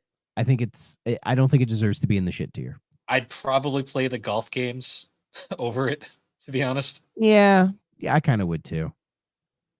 Let's see. Which is funny because I think we actually said in the episode this was the worst one, but we put it above them. Hindsight a little bit. Yeah, I think it's we respect the ambition of it. honestly, in terms of a game, I'd probably actually play this over Starblade. Yeah, go ahead. That's fine. But I'm not willing to move on Family Feud though. No, Because I think Family Feud is almost like the litmus test. Like if the game is better than Family Feud on the 3DO, then I think you're getting somewhere. yeah. Because So- a part of me doesn't want Alone in the Dark above Family Feud, but it's like I get it. You know? Yeah, I I mean, feel like I'm disrespecting it by putting it below Family Feud. yeah, I mean, because it is still like a very important game. Yeah. Because everything else I think is fine. Like Shanghai, Crash and Burn, Jurassic Park, that feels Yeah. Now, other than that, there's the shit tier. I'm pretty okay. I almost want to make a case of throwing 3D balls in the C tier. But I don't know. Maybe it needs to be in there. It's just such a wacky experience that I surprisingly didn't hate. I think I was more confused than anything. The thing is, I feel like if we move that up, we should move something down. But what would we move into the shit tier? That's the question. I mean, Psychic's borderline. No, I can't justify throwing it in the shit tier.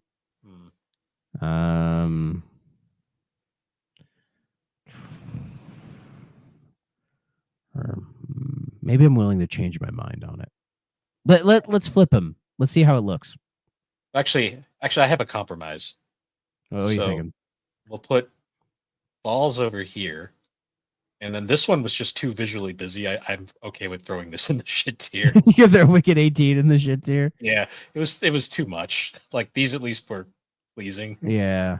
This A part of me wants to put 3D balls above Psychic Detective though. Oh, that's fine. Yeah. This at least functions. Yeah, it's true. It is better. It's better than the other console ports at the time. This one had sex noises in it. A couple of these games did actually. Yeah. More than you'd think. And then the shit tier. Honestly, I think Zadnost is the best of the shit tier. That's fair. Yeah.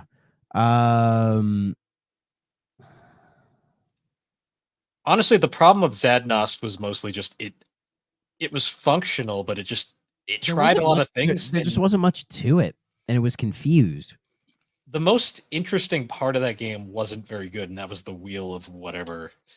Yeah. I don't know, man. It didn't really know what it wanted to do. Was it trying to be meta and say something, but it kind of got lost in whatever it was trying to say? I don't know. I mean, yeah, I don't know. Part of me wants to put Station Invasion above Wicked 18, but that's as far as I'm willing to go. Yeah. That's fine. And then that's that all that feels fine now. Yeah. Do you want to make your case for Way of the Warrior? No, I'm just happy it's not at the bottom. I just don't think I just think that port of Doom is so bad it kind of needs to be at the bottom, unfortunately. Even though it is Doom at the end of the day, but it's Doom at the end of the day, and it has a really interesting soundtrack. The problem is the soundtrack is tainted now, and yeah, the interesting story can only take it so far. Yeah, unless some weirdos online discover us like shitting on the guy behind this, and then they try to defend him. The Grums camp, because it's like the Grums people that would defend that dude. I've seen enough on Twitter with all these freaking YouTuber implosions lately that it wouldn't surprise me. I discovered a fucking crazy Nintendo fanboy the other day. His name's Harmon Smith. Oh, he has some takes, buddy. Oh my god. Oh my god. Crazy. But we won't discuss that on here. No. So some of them are awful. Like he made a video about all the Blizzard stuff that happened. Anyways, back to the fun stuff. I'm pretty happy, I think, with everything we've got here. This feels right. And it covers a interesting wide gambit of genres and play styles and philosophies and ideas. Like there's a lot of variety on here. There is. And I've got to say, I'm actually kind of surprised how many games ended up S tier. I figured there was going to be at least 4, 5. These are solid quality games, like all around. Oh yeah. Basically, I would say like everything from the S tier to like maybe the first half of the B tier, maybe even a little bit more of the first half of the B tier, are all like quality games that are worth your time. And even some of the C tier like are worth just a play like once. Yeah, anyway. They're worth looking at for sure. And then the shit tier, I mean, even there's some stuff in the shit tier. I'd say if you wanted to play that, it's not the worst thing in the world. Yeah.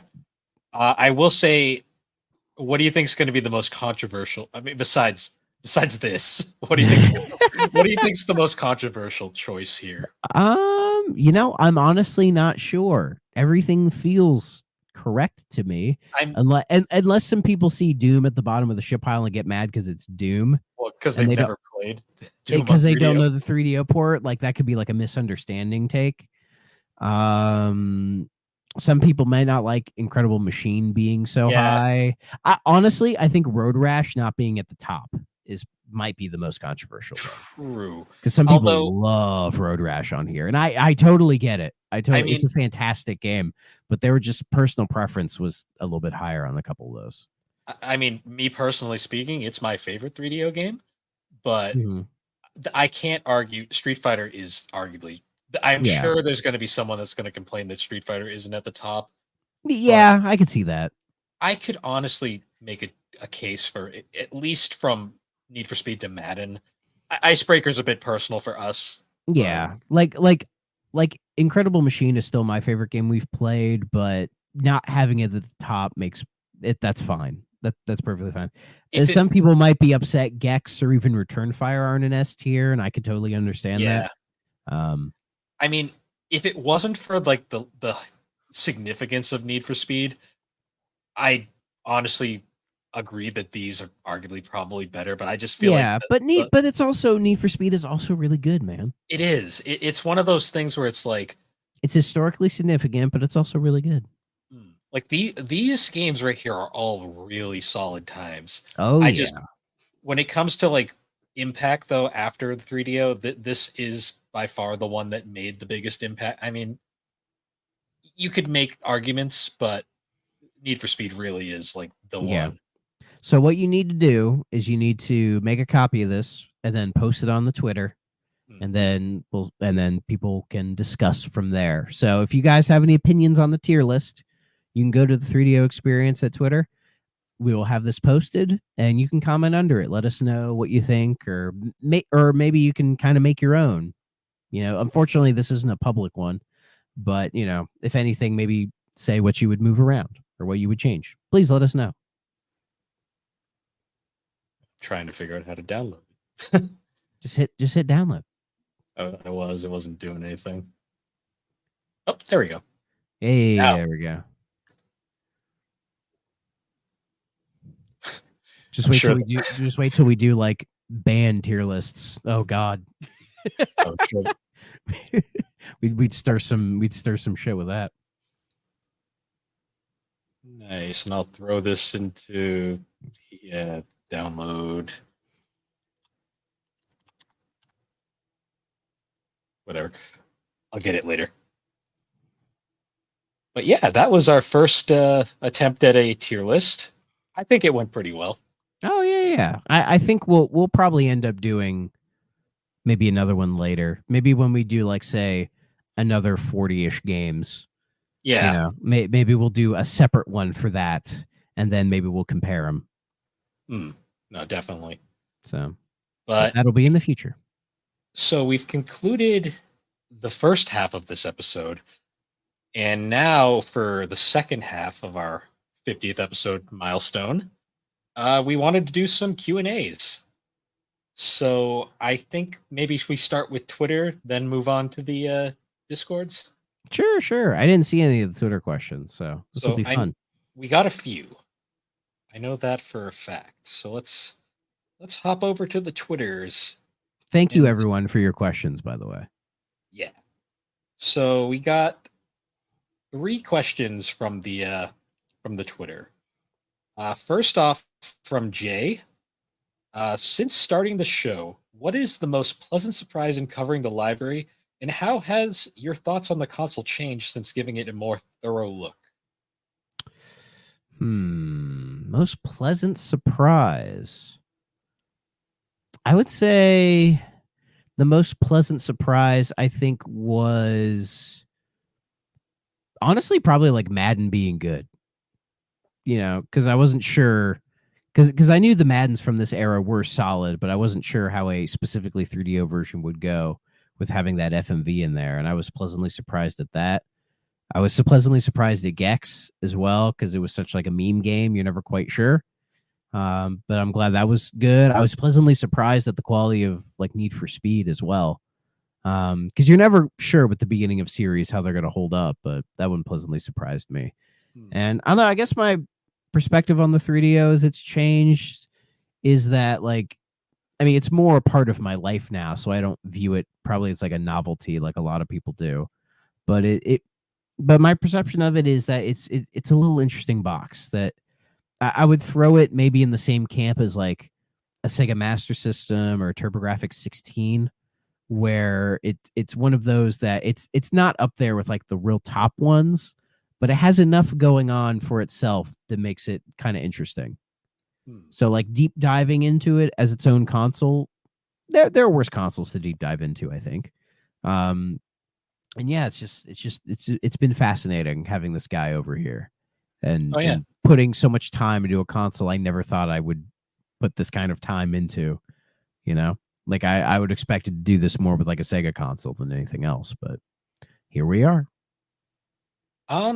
Yeah, honestly, like for me, I'd say most pleasant surprise.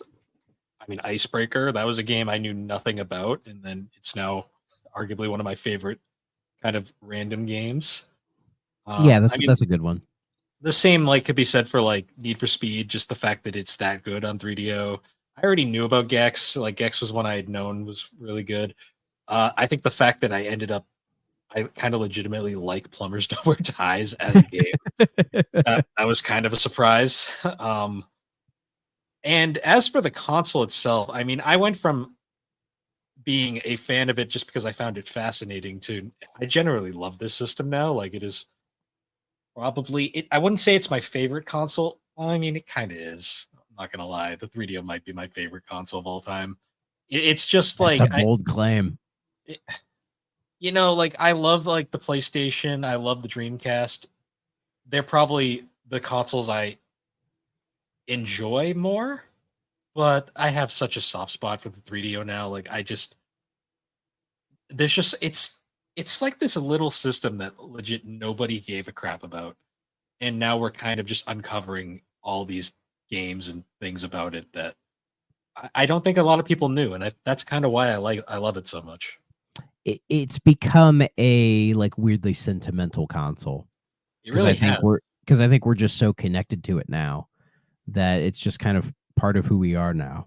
So I mean, it's one of those things where it's like you blink and it's like when it's like you meet certain people in your life that like next thing you know it's like, oh, I've known this person forever and we're really close. Like what the hell happened? Like you don't think about it. Like this console's almost kind of become that. And like this roughly year we've been doing this. so the next question is from 8-Bit Alchemy, and he asked, "What 3DO games have the most banging soundtracks?" That's a good question. I mean, I really like Return Fire soundtrack because it has all of those really all-time classical music stuff. Icebreaker had a good soundtrack. I liked that Earth theme in Tripped. I still think about that theme quite a bit. I'm trying to think what other games had really good soundtracks. I mean, one to bring up, if you're a big fan of the 90s, Road Rash is full of some of the Sledge Driver, man. Yeah. Unfortunately, my version didn't, or at least the way I was playing it, I didn't have that. So I couldn't say those, unfortunately. Trying to think what else. I mean, Way of the Warrior has a banging soundtrack. It does. It's a White Zombie album. I mean that was when White Zombie was still really good. So, yeah, yeah. I guess I would say those. Gex has a really good soundtrack. Oh yeah. But the whole product of Gex is really good, though. I'm trying to think. Other than that, they're all pretty. Oh, Street Fighter 2. The soundtrack, the 3DO version, of course, is so good. I mean, heck, even the 3DO Doom soundtrack. I know it's tainted, but those versions are surprisingly really solid. They are, and I hate the fact that like they're good. Well, no, I've always thought they were good. I just hate the fact that the guy who made them turned out to be what he turned out to be. I get that. I get art from artist. I mean, yeah, but that's a subjective thing, and everyone's wishy-washy on that anyway. So yeah, it's okay. I mean, I read Rurouni Kenshin, so I figure I should give it a pass, but at the same time, I don't know. I don't know either, man. But yeah, there's a ton of great soundtracks on 3DO. Oh, absolutely. And our final Twitter question from the Dreamcast Junkyard. I see this guy like our posts all the time, and I love that Twitter name. Does he do a Dreamcast podcast? Good question. Because if he does, can I come on? I'd love to talk some Dreamcast. So according to his Twitter, he is the world's #1 Sega Dreamcast fan site and podcast. I'm gonna have to go look into that. Bro, if he's listening and you haven't done the NFL 2K games yet, I'm your guy. I am your man. So, I mean, obviously the tier list kind of answers his question, but his question is there a worse 3DO game than Plumbers Don't Wear Ties? Which is fun. Because we both kind of unironically like Plumbers Don't Wear Ties. Yeah. I get why. I mean, if people threw it at like the very bottom of the ship pile, I totally get it. I'm not going to argue with it. I think it's just that maybe it's just we enjoy like the meme bullshit and we can kind of appreciate things for being wacky, and that you can tell the game is trying to be wacky. It's not pretentious. It knows exactly what it's trying to be and is just going for it. And I can appreciate that, because like a game like D is pretentious, and that kind of hurts it, unfortunately. But Plumbers isn't pretentious at all. Plumbers is literally the Way of the Warrior is a little pretentious. Yeah. My thing with Plumbers is like, it is a game where you can tell they 100% had a blast making it, and it's stupid. It's objectively awful, but I love it for that. Yeah, it's like The Room. Like The Room is a terrible fucking movie, though I don't think the set, like them filming that film, was good. There's that book about it, but that movie is so entertaining to watch. That's like, how could you not love it? You know, or for a, I don't know, maybe like a pro wrestling reference. I don't know if you know this. The infamous Hulk Hogan Shawn Michaels match from SummerSlam 2005. Like that match is very infamous. And it's like, if I'm memeing, like that's a 5-star match. I fucking love that match. I'll watch it over and over again. I won't get into the details if you don't know. Ask me about it.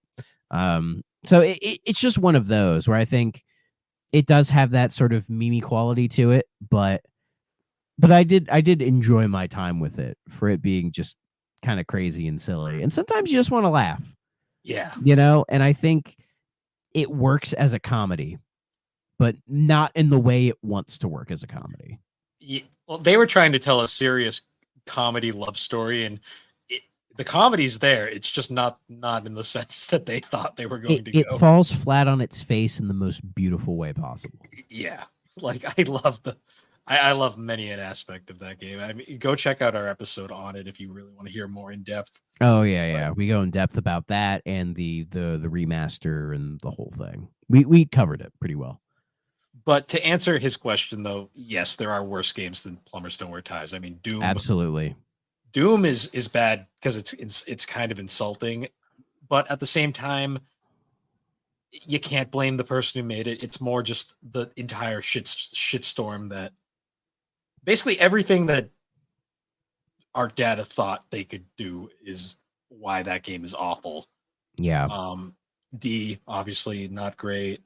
Yeah. But it feels like D, it's almost in a similar category as Plumbers Don't Wear Ties, because I think they're both trying to do something different with the video game medium. Yeah. But they went in very different avenues with it. See, D is trying to be serious. Like, that's the thing. And that hurts it. That genuinely hurts it. But that's kind of the issue with horror games, is that a lot of times they are kind of up their own ass. And if they're not like really well done, it makes it hurts the experience of it, you know? Yeah. And I mean, and then like Way of the Warrior, like, while I don't hate it as much as like you do, it is very clearly a Mortal Kombat clone that's trying to be in your face that it's better than Mortal Kombat and failing in every way possible. A lot of Mortal Kombat clones were trying to say that they were better when they really weren't. Like, some people may complain about the tech in the Mortal Kombat fighting games, like the originals, and you may make a good case for that. But like, try playing Way of the Warrior or Kasumi Ninja or the million other games from that era that are trying to be Mortal Kombat like 2. And they don't have Ed Boon's programming to make it work. Like, people often forget about that, but Ed Boon was a master programmer. Oh yeah. Objectively speaking, I think the best Mortal Kombat clone is Street Fighter the movie, the game, the Saturn version. Yeah, I love that fucking game. It's amazing, and it's so weird how that went full circle. Oh yeah, it really is. But yeah, thanks for your questions on Twitter, guys. Those are the only 3 we managed to get. It was kind of short notice, so it was. I do appreciate everyone who liked the post too and tried to get it out there. Oh, we got some more questions. As we've been recording in the 3DO chat. Do you want me to do the 3DO chat ones? Yeah, let's start with the ones in 3DO before we get over to the Superpod ones. Those kind of went off the rails, but those are the ones I look forward to the most. All right, so in the 3DO chat on the GNC Podcast Studios Discord, which you should totally join, by the way, we got a couple questions here. First is from Jala. Hi, Jala. Hey, Jala. What were your expectations going into starting this podcast, and were they realized?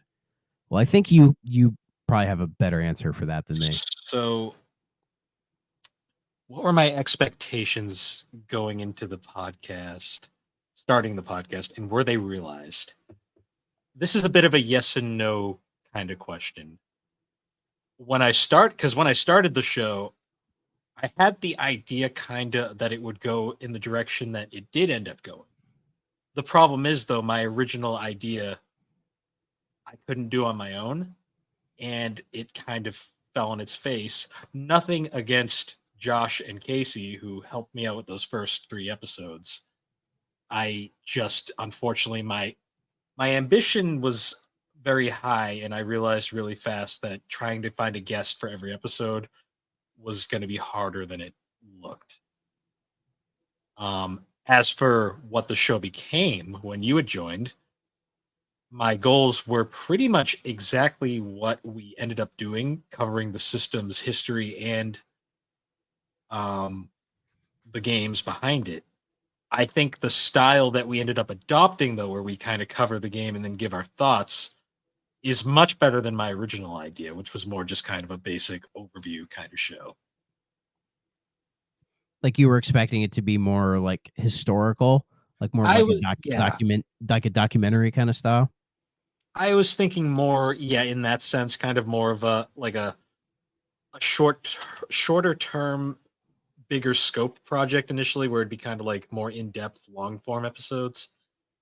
But then, kind of, I like as we did after because we kind of started doing that with like the Crash and Burn episode because we tried to tie it into Crystal at first.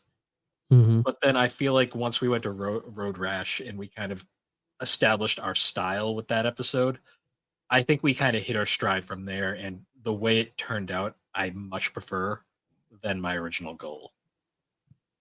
So I guess to answer her question, it's basically a yes and a no. Like I think my ideas were realized, but I think they were improved significantly as we went on. Well, thank you. My expectations were like I was, you know me, I was just like kind of hanging out in all these discords and trying to guest on as many shows as possible, and I think I just needed kind of a home to just kind of just shout into a microphone for an hour a week just to kind of get some stuff out. And that's kind of what it became. It got a little bit more specialized, because I feel if this was more of like a general just like gaming show, like it probably wouldn't have that much direction because I would probably just be all over the place like I tend to be. So having that format or having something to kind of base it all on, I think helps my brain and my sort of like stream of consciousness. So it was realized. It was a place for me to just kind of shoot the shit basically, and kind of I guess maybe elevate my status in the amongst us a little bit more. But it seemed to work, and it's I been great. still It's been I, awesome. I still remember when we first were discussing ideas, and the original idea was I was going to cover them on console, and you were going to emulate. And Yeah, then, like within a week, you were like, "Hey, I bought a 3DO," and I was like, just "All right, yeah, I guess we're doing that this." that's how I am. Like even now when I'm emulating stuff on like my Ambernick and I'll like kind of get into like a little console or whatever, I'll always just like my instinct is to check eBay and be like, oh, what are these going for these days? Because I just have that old school collector mentality still of like, oh, but I want the console and I want to have it because there is something cool about just having it in front of you. I think in the That end, is really neat. I feel like in the long run that ended up being for the better because it really did give us a more legitimate like perspective on 3DO because both of us can Yeah. actually talk about it as we're playing. Like your criticisms of Gex would have never been probably the same if you were playing on emulator. Yeah, because I have played that game on emulator and it does run better. Hmm. So I mean, heck, probably PO'd would run better. Possibly, So yeah. so yeah. So if anything, it keeps the podcast a little bit more true to the experience, even though there are some games we have emulated, but it is what it is. So thank you, Jala. Next is from Slade. Is there an Hi, Slade? Is there an episode you would like to redo? He has two questions. This is the first one. An episode we'd like to redo. Well, I think we kind of said like PO'd is definitely on that list. Yeah, maybe not specifically that episode, but maybe just more like the game itself. And that kind of ties Yeah. into his next question. It says, what's the 3DO game that needs a remake? Technically PO'd, and it did get it. It did. I'd say So Killing Time, which also is getting a remake. yeah, and we didn't play the 3DO version of that yet for this, so we'll probably end up doing that definitive edition. Or maybe we'll play both and compare and contrast. I'm not sure. We'll figure it out for Killing Time. Trying to think any other game that could use a remake on there. I mean, The Horde, maybe because as much as I have a soft spot for the Horde, I would like to see that game get given a second try. You know, maybe they could go in and kind of fix some of the stuff and streamline it, because there's definitely some game design choices that could be done better, I think. I'd like to say like maybe like Wing Commander 3 could use a remake, like with modern. From a gameplay perspective, yeah, because I think the story and the presentation is already really good. Hmm. Maybe just make it more of like a Star Wars X-wing game or like a Rogue Squadron or something. Yeah. I'd say like to answer his first question, episode to redo. I don't think redo's the right word. I think revisit's a better word because I don't think we've had an episode that I was unhappy with. Every episode that we've done, I've been pretty happy with the outcome of. Yeah, I would say so. I mean, I think there are some episodes that I probably didn't put my 100% in, or at least that's how it felt when I was doing it. But I tend to be very critical of these, like right after I do them, I'm like, oh, I'm doing this like shit. And then maybe I'll listen to it later and I'll be like, oh, actually, it wasn't too bad. I actually did just remember if we were going to redo any game, maybe Soccer Kid, not because I thought to give it more time, but also I just remembered this. That was the episode that we had the horrendous audio issues on the entire episode. That is true. That is true. So maybe that's one maybe we should like sit down and properly play more of that game and maybe do a sort of a revisit of that one. Yeah, give it a second shot. Mostly just because like I feel like that episode kind of ended up because that was the last one we did on. It was one of the last ones we did on Zencast. I think it was the last one we did on Zencaster because I think we did D on. We recorded D over Discord because I was in between platforms at the time. Mm-hmm. That sounds right to me. Yeah. So yeah, that would probably be the one then. Soccer Kid would be the redo, and then the remake. Yeah, probably like PO'd or Killing Time or whatever. Yeah. So yeah. All right. From Casey. Hey, Casey. What's up, Casey?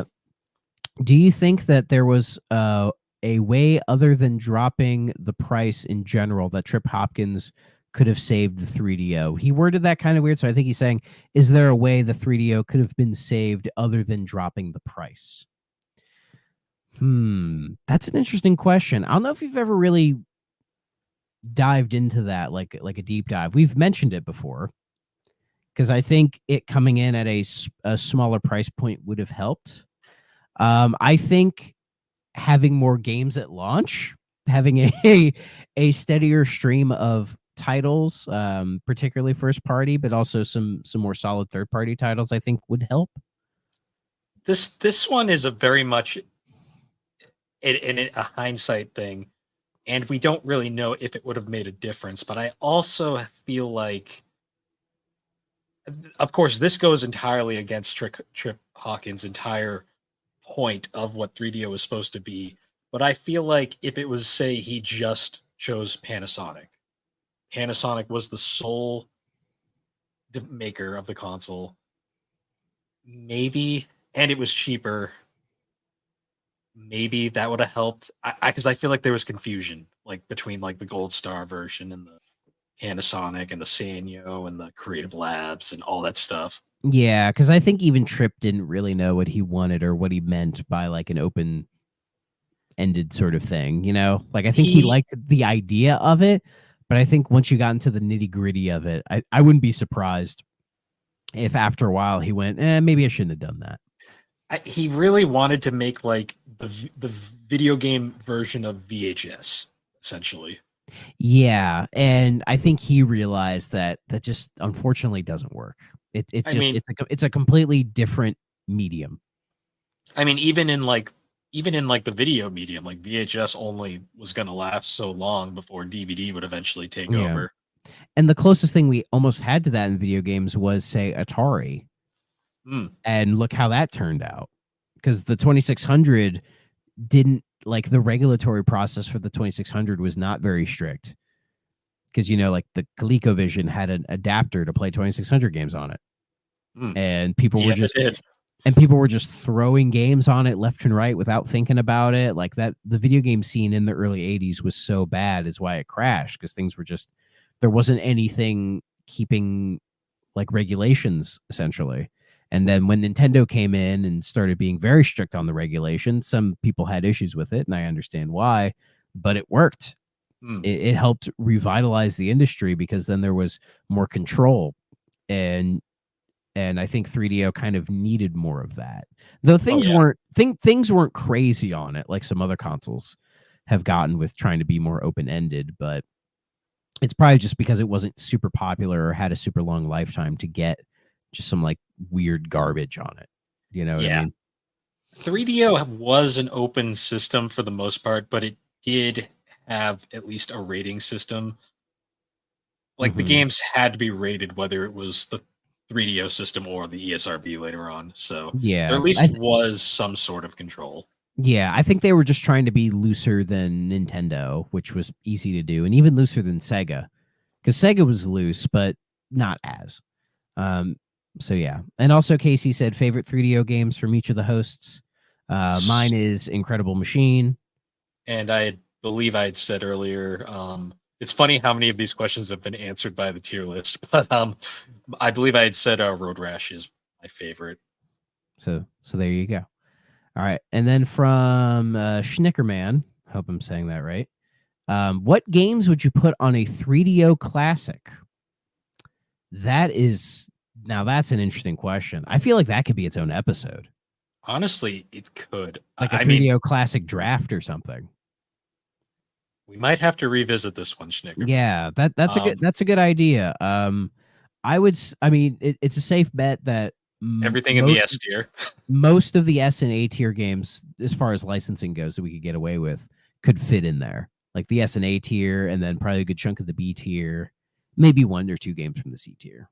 But that might be something. Maybe when we play more of the library, maybe eventually play all the games in the library, we could do a proper draft of it. So that's good idea, Schnickerman. We'll put a pin in that, and we'll probably get to that in the future. Sorry for the kind of non-answer, but I think you just gave us an episode idea. Yeah, that's too good of an idea. So thank you. We do appreciate your guys' questions, Jala, Slade, Casey, and Schnickerman. Thanks for participating on the very short notice. Love you all. Mwah. You get a kiss from me. And always remember, the door's always open. We will have Casey back on, and anyone else who wants to come on, door's always open there. Exactly. But okay, so next, before we get to the Superpod questions, which there was a lot, I want to do Alex's questions because they are wonderful. So my lovely sister and co-host over on GNC, Alex, had 4 questions for us. Oh God. They are all based off the same question. Are they water bottle questions? No, her other favorite thing. The N64, hating on it? No. Okay. So, question number 1. When will you talk about the Atari Jaguar? We've actually done that. We've talked about it a bunch. Yeah. She doesn't listen to this show, in case you noticed. Yeah, I figured. Maybe she'll listen. She's too busy addicted to the dance. And Stardew Valley and whatever other things. I love you, Alex. She's living her life, man. She is. Question number 2. Why have you not talked about the Atari Jaguar yet? We have, Alex, many times. Oh, yeah. I mean, hell, we've had an idea to do a Jaguar show. Yeah, like which would be awesome. But I do want to do like a sideshow at some point, and we will have Alex on because she does actually legitimately like that system. Yeah. Her third question. We could talk about Atari carts for like an hour. I know, right? Her third question: when will you fund the relaunch of Atari Jaguar? It's not happening, Alex. I'm sorry. Well, I'm surprised. Well, does she know about the Atari 50 collection? Probably not. Knowing well, her. You should let her know because I think it's on Switch and it does have Jaguar games on it. So she could play some Jaguar games on her Switch. It has Atari carts. It has Trevor McFur. It has, I think it has Iron Soldier on it. I think Tempest is on there. Tempest, Cybermorph. So a lot of the heavy hitters. Not every game that I would like on there, but a good sample. Good sample of Jags on there. And then her fourth question was just all caps, Atari Jaguar, Atari Jaguar, Atari Jaguar. Has she ever actually like played an Atari Jaguar in person? We did a whole episode on it way back in like the first season of GNC. Like me and her sat Yeah, kind of okay. similar to the 3DO episode that was kind of the genesis of this podcast in a weird way. So does she legitimately like the Jaguar, or is this just all a meme? No, she like legit had a really fun time playing it. Like she loved like Attack of the Mutant Penguins. That's a great game. That's not on the Atari 50 collection, and that bummed me out so much because that's the game that needed to be on there. That game needs to be preserved. She was massively impressed with Rayman, just like because she knew about Rayman. See that. She did not know it was made for the Jaguar. Yeah. Rayman's its own beast entirely. No, but yeah, she does legitimately enjoy it. Like, yeah, especially there's a lot of things to like about the Jag. Oh no, it's see, I always say I love shitty obscure consoles like the 3DO and the Jaguar. Yeah, because they're more interesting in hindsight. Oh yeah. Even ones like the TurboGrafx 16, which isn't a shitty console, but a lesser known console. I mean, I wouldn't even call the 3DO or the Jaguar shitty. They're just obscure and weird. Jaguar is shitty in its own way. 3DO, I think people just kind of throw in the shitty pile, but I don't think it's a bad console. Most people who talk badly about the 3DO have never seen one in their lives. So yeah, or unless you're Jeff Gertzman, he knows what he's talking about. Yeah. But thank you, Alex. We appreciate the questions. Yeah, thanking her on this show is like talking to a wall. Maybe she'll listen to this one. I doubt it. She skips to this part and that's it, and then bumps the fuck out. She literally messaged me and went, "I have questions for 3DO," and I said, "Okay, cool." And then she sent me that and said, "You're welcome. You appreciate my questions." And I had gotten in the shower before I could respond. Then she angrily messaged, "Answer me." You're like, sister, I had to think about these in the shower. Okay, these are very important. She sent them to me as I was getting in, and then as I came out, I was like, oh, "Okay, cool." Thank you, Alex. Appreciate it. I kind of envy the relationship you have with your sister. Mine is not this at all. I'm sorry to hear that. We get along. Oh, okay. I'll just say that. All right. So let's get to the chaos that was the super pod. We knew going in that this part was going to be the main event. So do you want to like alternate on questions? Sure. I'll start from Toscat 7594. Did I say that right? I know it's Matt from Geek Addicts, but from Geek Addicts. Hi, Matt. We still really haven't met properly, but we will eventually. What do you guys plan to do once you clear through all the 3DO games out there? Will you make another console-based podcast together, or will Bill finally give himself some free time? I mean, we did mention like potentially doing like a weird spiritual successor to the Jaguar for this, which wouldn't be as long because there's not as many games to talk about. The thing about 3DO like that, I appreciate this question because I actually did want to bring this up because it's kind of a misconception with the show is we're not just talking about the games on the console. We're talking about 3DO's entire history because as we talked about it with the Army Men games, they made a lot of games post console. And there's a lot to say there. Like we have plans already for a few collab ideas covering some of those because we're not really doing it chronologically. We're going to be jumping around, but we've also said like we're going to cover some other tangentially related games over the course of the show. Yeah, and quite a while ago, I made a list of like the 3DO games we would play for the show. I made a bit of a list of them, and just looking at them, we still have like 60 to go. Yeah, the 3DO and these are like even just like specific series or certain like 2-in-1 episodes we would do because certain games it's like, and these should just be put together kind of thing. Like say when we talk about all those adult games, it's just going to be one episode. Yeah, we're not going to do one episode on Blonde Justice and then one on Supermodels Go Wild. Like we're not insane here. But like certain games would get put together, then certain games would kind of be talked about by themselves. So, we still have quite a bit of room to go just on the console itself before we would say, talk about the Army Men stuff or any of their other stuff. But I think as we get further in and we start kind of running out of console games on there is when we'll probably do more of the stuff they published. Plus, we're also going to do more episodes. There's definitely going to be more episodes covering specific companies involved. Like, I'm sure we're going to cover Naughty Dog at some point because they are tangentially involved. Maybe we'll do a Capcom episode. Just like all sorts of different like companies because we have a ton of potential ideas going forward. Oh yeah. I mean, we're going to do. But go ahead. I was going to say we're going to do an episode on the M2 eventually, talking about that. Yeah, that'll be interesting. Schnickerman just gave us an entire idea for an episode. So yeah, so 3DO ain't dying, guys. And to answer the second part of his question, will it give me more time? No, because I'll just fill that time with something else. Yeah, are you a work? I just get the sense you're a podcastaholic or just like a workaholic. I like to be creative. You just like to do stuff. Yeah, I'm always I like creating things. Yeah, like I could just veg out for a month and not do a damn thing other than play this thing. It would be fine.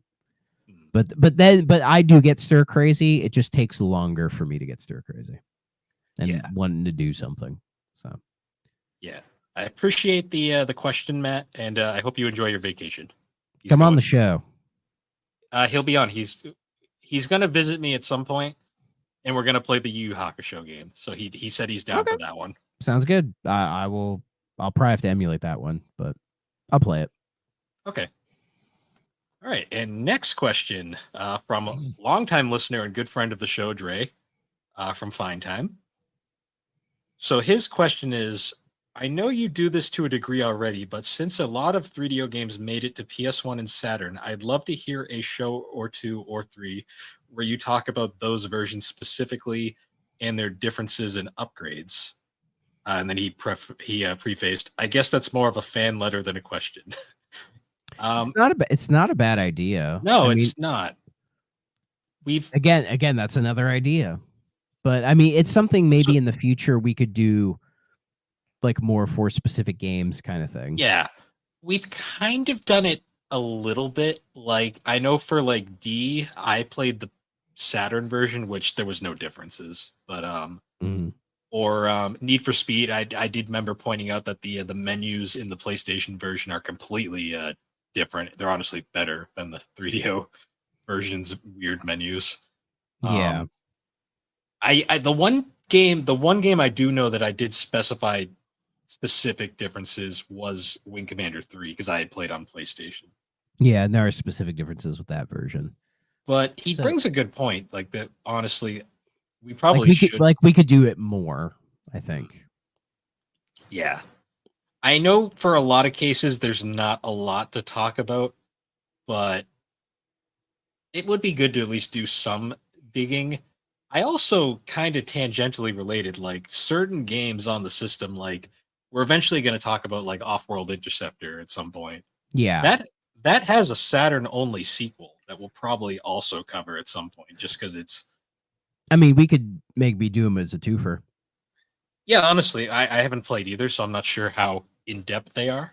Yeah, neither have I. So we'll get to them eventually. But thank you, Dre, for the question. Honestly, it's even if it was more of a fan letter, it was still it gives us more things to think about for the future, and I appreciate that. Come on the show, Dre. I think you'd be a fit on here. We're gonna do that Galgun episode at some point. All right. From Will, my best frenemy, I think, from Will. This is for both of you. If you're stuck on a desert island and only have the 3DO for company, how long before you crack? Now, I think it depends on, does this island have electricity? Can I actually play this thing on a TV? And what games do I have? Do I have the entire library? Just a handful of games? Because if I was able to play the 3DO and its entire library of games, it would take a while before I'd crack. It would take a good long while. Yeah, I mean, there's certain games there. Like I could probably live off of like Road Rash, Need for Speed, Madden, Icebreaker, Gex. Like I could live with those for a while. it would take a while. 3DO, honestly, like even like with like if I was on a desert island, I always say like even if I was on a desert island with like my Vita in Persona 4, I'd still probably go mental after a while just because you can only play so much of one thing before you get absolutely sick of it. Yeah. Um, Like that'd be the same with me in Sonic 3 and Knuckles. Like after like the 6th time in a row beating that game, I'd be like, I'm done. yeah. Yeah, so I guess the preface, because he doesn't specify, but if we have access to the full library, probably a while. If we don't, and it's only like a select few games, it really depends on what games. Yeah. And if it got really bad, I could just put one of those adult games in. Plovers don't wear ties. Just No, not that. Not that one. The other ones. stare at John's ass. Excited. Yeah. And then he has a secondary. This was the one I was question. looking forward to answering. He knows my answer, but I'm gonna put. He says, "Do you put the 3DO over the Saturn in terms of quality games?" He says he thinks he knows my answer, but he's curious anyway. I'll answer it. I fucking love the Sega Saturn. I think it's known. I'm a Sega guy. I'm a Sega boy, and I had a Saturn for a while. Even collected games for it back when that was somewhat reasonably cheap to do. I sold all that stuff a long time ago. I do regret it because I really wish had I known Saturn emulation would be this rough even today. I would have kept all that stuff because I really enjoyed playing the Saturn. I love that Model 2 controller. I love the 3D pad. Playing Knights on a proper Sega Saturn with a 3D control pad is a very specific experience that I regret not being able to do these days. I even had Power Slave on there, and that was great. I had some of the sports games on there that I enjoyed. I played the original Tomb Raider on there. I think the Sega Saturn is a fucking awesome console. It's just a shame that Sega was a fucking dumpster fire at the time. Yeah, that Sega they couldn't handle success clearly with the Genesis, and they just didn't really know what to do. So it's one of those consoles that, in hindsight, is kind of amazing, but having it at the time probably would have been rough. But yeah, I would much prefer the Saturn over the 3DO. But that's just because I'm a Sega boy. I'm a Sega boy at heart. I can't help it, man. So, to answer the question, I love the 3DO. I have a weird obsession with it. As I've said before, the Saturn is a better system. The Saturn, low-key, has one of the best video game libraries of all consoles. It's a shame the majority of it is exclusive to Japan, but there is an amazing amount of really awesome games on Saturn, even in America, that is only now getting discovered by many people. And it's unfortunate that the Saturn is one of the worst consoles to collect for, just in terms of quantity and availability and expense, because the Saturn is legitimately amazing, and it's a shame that it did not get the recognition at the time. I mean, I get why it didn't. The PlayStation was the best console of that era, just in terms of overall games and basically everything.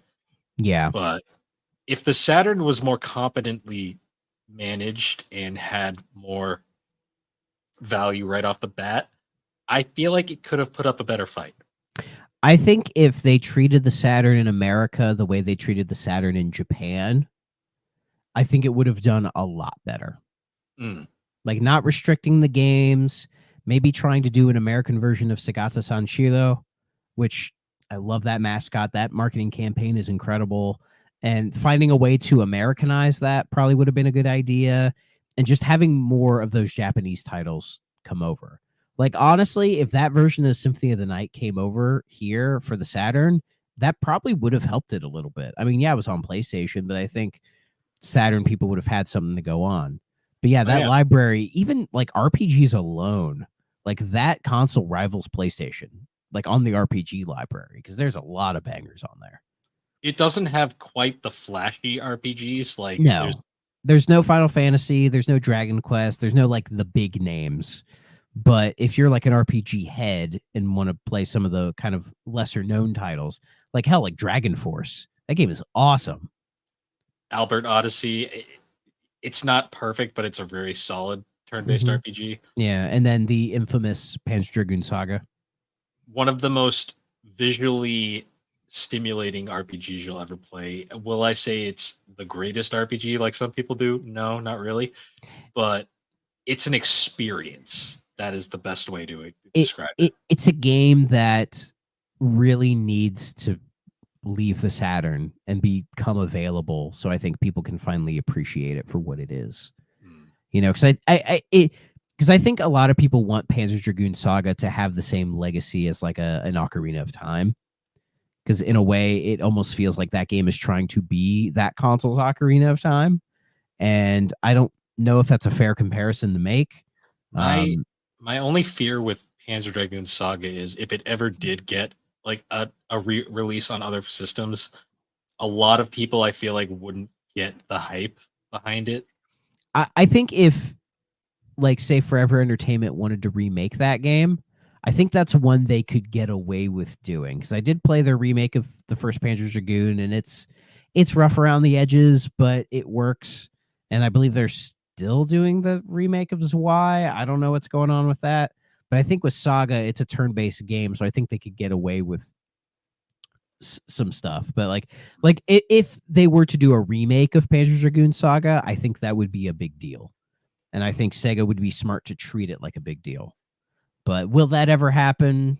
Never say never. I mean, they're Yeah. bringing back Crazy Taxi and Jet Set. I mean, they're bringing back a lot of classic IPs now, or at least Oh, they've yeah. been making that a big deal. So they might do something with Panzer Dragoon in general. So who knows? Who knows? Yeah. Unfortunately, the the question. 3DO does not have that kind of game. No. The best RPG on 3DO is Lucian's Quest, and that's like from what I've heard, it's if you put it on like another system, it would be like a B tier RPG, probably at most. Yeah, we'll talk about it one of these days. Yeah. No, but thanks for the question, Will. Thank you, Willie. Moving on. The boss man. Our CEO. Yeah. He hates that I say that. So from Aaron, if you both had to pick a favorite game on 3DO, what would it be? One game per homie. So We've already done that. answered. Yep, we answered this for Casey earlier. It's for me, it's Road Rash, and for Thrak, it's The Incredible Machine. Here you go. Now, this one I was looking forward to answering. Also, if 3DO Experience ever got sponsored by G Fuel, what would be the flavor? I don't drink G Fuel, so I don't either, but I don't even know. Like, I know G Fuel's a thing, but like, I don't really drink energy drinks. They make me feel weird. I don't know. If I was gonna say if we're gonna name a drink, I'd call it Praise the Dude Meyer.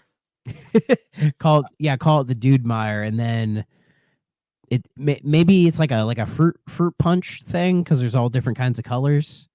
Or it's like Airhead. It's mystery flavor. There we go. Yeah, Dude Meyer, and it's a mystery flavor. Yeah, I love it. Thank you, right. Aaron. Thank you, Aaron. Thank you, boss man. All right, from Cthusiast Jeff, Mr. Weird Opinion. What is your opinion of the Heroes of Might and Magic series? I know they only published, but I have such nostalgia for 2 and 3. Were these games on 3DO? No, because so they did not. So what happened is 3DO went third party, and then they purchased New World Computing, who was the creator of Might and Magic. Okay. So they published these games. They published the mainline ones. They did develop quite a few. Like they developed Crusaders of Might and Magic on PlayStation, and I believe they also made like Warriors of Might and Magic and Shifters. Interesting. Now, because looking at it, they published 2 and 3. They published 4 as well, but then I think after that they went to Ubisoft. I think Ubisoft owns them now. Yeah, Ubisoft bought the rights to Might and Magic and basically just kept the Heroes series going, which I believe was more of a. I think it was more of an action game over the tactical games that the originals were, I believe. Okay. I think I haven't. I'm not gonna lie. Might and Magic's not a series I am super in depth with. The most I know about is I played like the one on PlayStation, Crusaders of Might and Magic, and I played a bit of Warriors of Might and Magic on PS2. I can safely say I have never played these games, so I They don't know dick. so okay, so the mainline games were like Western style role playing games, so like very like Ultima ish games. Yeah. Okay. Um, I believe the heroes of Might and Magic games were okay, so they were turn based strategy. I had it mixed up. Um, I can honestly see myself liking the heroes games probably because I'm a big I do like my turn based strategy games every now and then. Um, I'm honestly gonna have to check those out because I think one of the early ones came out on PlayStation 2, so I might be able to play that version. Well, maybe these should be some games we cover in the future. I'm sure we'll get to them at some point because we have to cover all the 3DO stuff. And Um, Enthusiast Jeff, you're gonna come on and tell us yeah, all about it because you're the expert here. I think. I'm down. But yeah, that's where I go on Might and Magic. I remember the 3DO made ones were kind of mediocre. Uh, Yeah. Shifters was a kind of interesting game, even though it was also kind of mediocre. Most 3DO games post 3DO were kind of mediocre. That's just Yeah. kind of a thing. It's gonna be a wild ride. Um, so Matt once again commented. He said, "Tastes like vengeance." I think that was in response to Aaron's G-Field question. Shin Megami Tensei 5. Yes. Okay, and then this was the question for you. For Mhm. Threk, if you could serve under any Star Trek captain, who would it be? Now, I've been poring over this question ever since I saw it. So basically, for the last 2 hours we've been doing this, I've been thinking this is really tough because all the captains have their own thing. You know what I mean? Like what's really cool about Star Trek is that each cast, each crew is different. Like none of them are direct rips from each other. So it's like, where do you think you would fit in? You know, like the two big ones are Kirk and Picard, right? Like I feel as a leader, I would despise Kirk because Yeah. he just gets he gets the job done, but he can just be really just too gung ho and just doing everything himself, which kind of like upsets me. Where it's like you can delegate the work a little bit. It's okay. That's what I'm here for. Like I think Picard could work, but I do think Picard gets a little too emotional at times and can lead to some rough stuff that happens. If you know, you know. I feel like I would be best under Cisco. I don't know why, but I feel like Benjamin Sisko would probably be the captain I feel I could get along with the most and He's would good. feel most confident as a leader and like fitting in with the rest of the crew, you know? Like I do love Janeway. I do. Even though she's kind of crazy. The problem is she's way too all over the place. I think that the writing of Voyager, probably me and Matt will get into this eventually. The writing of Voyager is way too all over the place. Like Voyager could have been the best series of all of them, but it was just way too inconsistent, and there was just too much crushing ambition. It's like, a very so many. It's a very rear loaded show. Like the best stuff happening near the end. Yeah, because it could have been so much better. There was so much potential for that show because I love the idea of it, but I think, yeah, they never really kind of got their groove until say maybe near the very end. Voyager is just a lot of missed potential. It was a lot of, I think, Rick Berman kind of just getting in the way too much about like what Trek should be. Where I think Voyager was trying to change what Trek could be and could have just been something really, really special. And like, I love Janeway. I do think she's great, but there's just, again, she's just way like there are like episodes where she's like trying to really be strict and you know, and stick by the book. And then there are other episodes where she just will give shit to the Borg for like a bowl of spaghetti. You know, like she's too inconsistent. But I think to hell with the Prime Directive, basically. Yeah, because that's the whole idea of Voyager is like challenging the Prime Directive in a very extreme situation. But I think it just that vision never really kept with it, unfortunately. I think Um, Voyager's strongest point is its but cast because it I think has one of the best cast in the series. yeah, it does. It does. I like Deep Space Nine's cast and next They're gen. equally as I mean, strong. next gen is to me the gold standard for Trek. But Honestly, all of the Berman era casts are really good. yeah, they are. And as Scott Bakula from Enterprise. I have a soft spot for Enterprise, but I wouldn't want to be there. I wouldn't want to be there. I mean, But Archer Enterprise is wasn't a bad captain. He no, was he's just not. He's not a bad captain. I just think Enterprise, just that era. I don't think I'd want to be in that era. yeah. Like them doing the whole prequel thing, which was like an excuse to have a lower budget. And now I'm just getting into the shows. But I mean, I don't hate Archer. I don't hate Scott Bakula as one, but I don't know. I don't know. And then all the others like like Pike, no. Any of the Discovery captains, no. Lower Decks, no. But you don't want to be under Riker? No. He was crazy in fucking Lower Decks. I haven't really watched Lower Decks. Like Riker's not a captain. You know what I mean? He is in Lower Decks. Yeah, but you know what I mean. Like I don't like from what I know of him in Next Gen, he's not captain material yet. You know? Yeah. But yeah, I love Riker, but oh boy.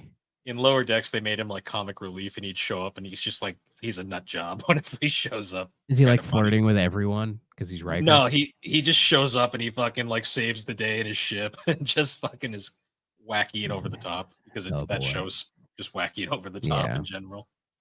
But I will say one more thing with Janeway. Kate Mulgrew, fantastic. Oh yeah, the cat, incredible. All of them were good.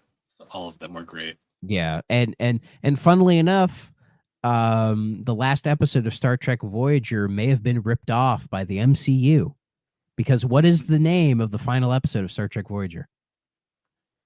I can't remember. It's the name of a Marvel movie. Oh, Endgame. Endgame. And the plots are kind of the exact same. Yeah, kind of. Now I'm not trying to say that they ripped it off. I'm not saying they did. I mean, it's just if you see them both back to back, you scratch your beard a little bit. Like, let's be fair though. They probably kind of had it coming because let's be real, Deep Space Nine is a ripoff of Babylon 5. Yeah. Babylon 5. Both. I love Babylon. We're not going there. I love that show. That's a whole nother beast entirely. I will say, yeah, me and Matt will probably do something Trek related in the future. I will say just to end that note though. Yes, Deep Space Nine is a ripoff of Babylon 5, but both shows became their own thing in the best. Yeah. Way. Oh yeah. Like that's what I like about Deep Space Nine is that where it starts and where it ends, it's a completely different show. Oh yeah, and it's so fucking good. Love DS9. Thank you, Matt. That yeah, was but me and Matt will do something Trek related in the future. I think we have to. And the final question. Can I ask? Can I do this one? Yeah, go for it. From Judge Bread. I wonder who that is. Hello. As you may know, many people died before the 3DO existed. Einstein, Leonard da Vinci, William Howard Taft. If you could use a time machine to go back in time and force a currently deceased person to play the 3DO, you yourself cannot play with them or for them. Who would you pick and what game would you make them play? Oh, Lord. Now, my initial response to I couldn't breathe. Because I read that before we started doing this, and I regret it because I lost it. It was so funny. I don't know how Tommy pulled that out of his ass, but that is amazing. Maybe it's the William Howard Taft. Like that's such a random one. That's the president he picked of all the presidents. The one who didn't want to be president, but I'm not getting into that. Deceased person to play the 3DO. That's an interesting question. I'm trying to think of. So basically, it's like they're living in their current time, and then it just like appears in front of them with a game, and then they have to figure it out. Well, am I correct? It sounds more like you appear in front of them with a 3DO, but you can't help them. You have to just observe. I don't know. Do- This is interesting. I'm gonna throw one out there. Sigmund Freud. Hmm. Like imagine him on coke playing Gex. He'd be so confused. Well, Freud, a lot of his major studies, he was coked out of his mind. So just want to throw that out there. I mean, I do have a bachelor's degree in psychology, so I have read quite a bit of Freud. I have opinions on him, but we won't get into that. Freud would be interesting, just so I could go, what is a geek? That's a Bill and Ted reference. This is tough. I'm trying to like keep it tied to like gaming in a sense, but I'm trying to think like who is like a forefather of gaming. That would be interesting. Because all of them are still alive, I think. A lot of them are. Yeah, like Bushnell's not dead yet. Bushnell's definitely still alive. Yeah. Is Ralph Baer still alive? He might be. No, Ralph died in 2014. But he was alive. He would have at least known about 3DO. Oh yeah. I feel like that goes. He died. Yeah. It took him a while. I feel like that kind of goes against the whole idea of Tommy's question there. I think he wants us to just say like random. It's the most like Socrates or fucking I don't know, John Lennon. Lennon with the friggin'. Do you think Lennon would have liked video games? Maybe. I don't know. It's hard to tell with John Lennon sometimes. I know George. I'm pretty sure George Harrison hated them because he was he wasn't huge on technology. Yeah. Once he became like full on like Hindu, because there is that like brainwashed like EPK where he's kind of complaining about modern stuff as like an old guy, Yeah. But he's self-aware about it. Like George knows. He's not a dummy. This one's just random just because this just kind of popped in my head. The kid who shot Trump.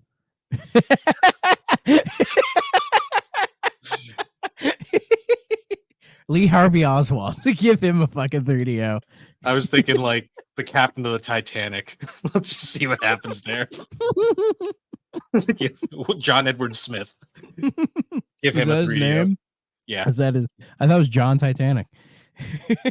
Might as well have been. Jesus Christ. He performed a miracle. Yeah, he made plumbers don't wear ties. See, then they'd have an excuse for why they hit the iceberg. He was too busy playing 3DO. He was playing Icebreaker. That explains everything. He forgot to ram.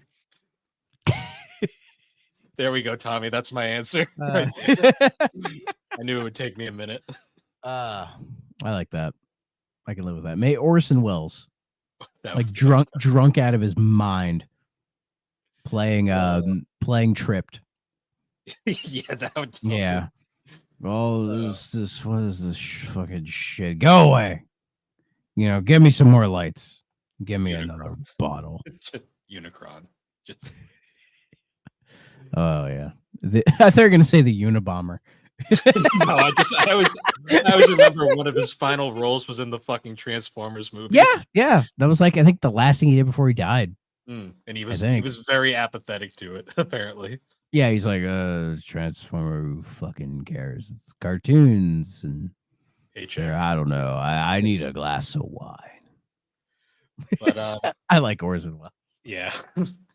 Or maybe what's the other like fat celebrity? Marlon Brando. Give Brando a 3DO, yeah. Oh man. But thanks everybody. You wouldn't be a fan of Custer's Revenge, I don't think. I don't think so.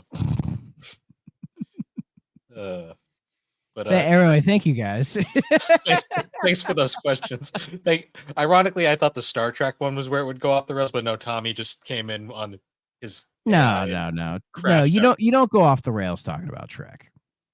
Maybe down a rabbit hole, but not off the rails. Yeah, but Tommy with his AI came in and crashed the system. We should have asked an AI about the 3DO. I wonder actually what would come up these days. I'd be curious. Maybe we should program it. Yeah, I think this episode was over 2 hours long. Yeah, this is easily the longest episode we've done. I want to say, but just want to thank everyone again for participating. I want to thank everyone for listening.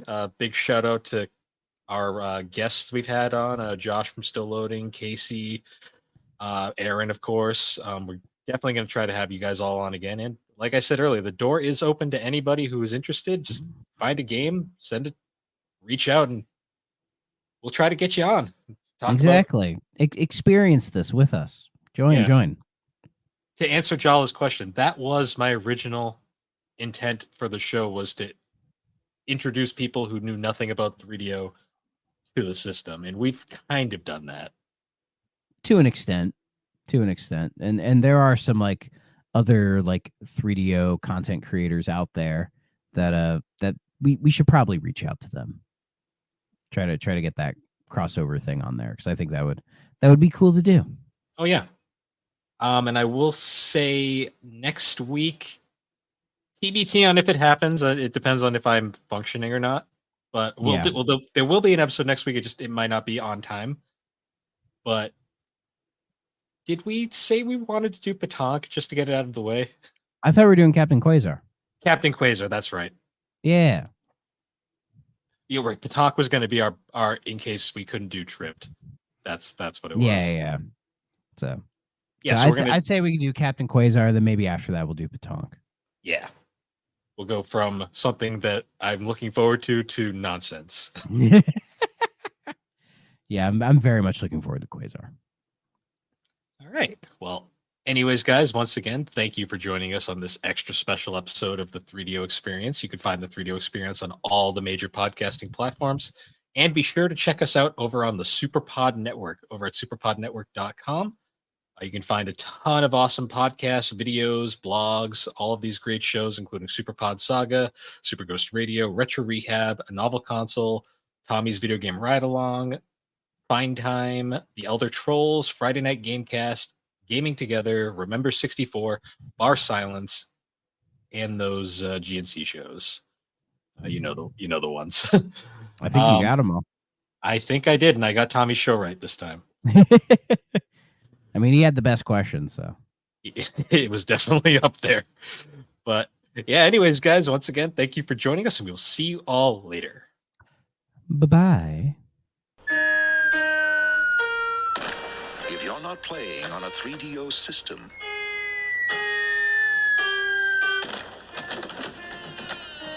what are you playing with?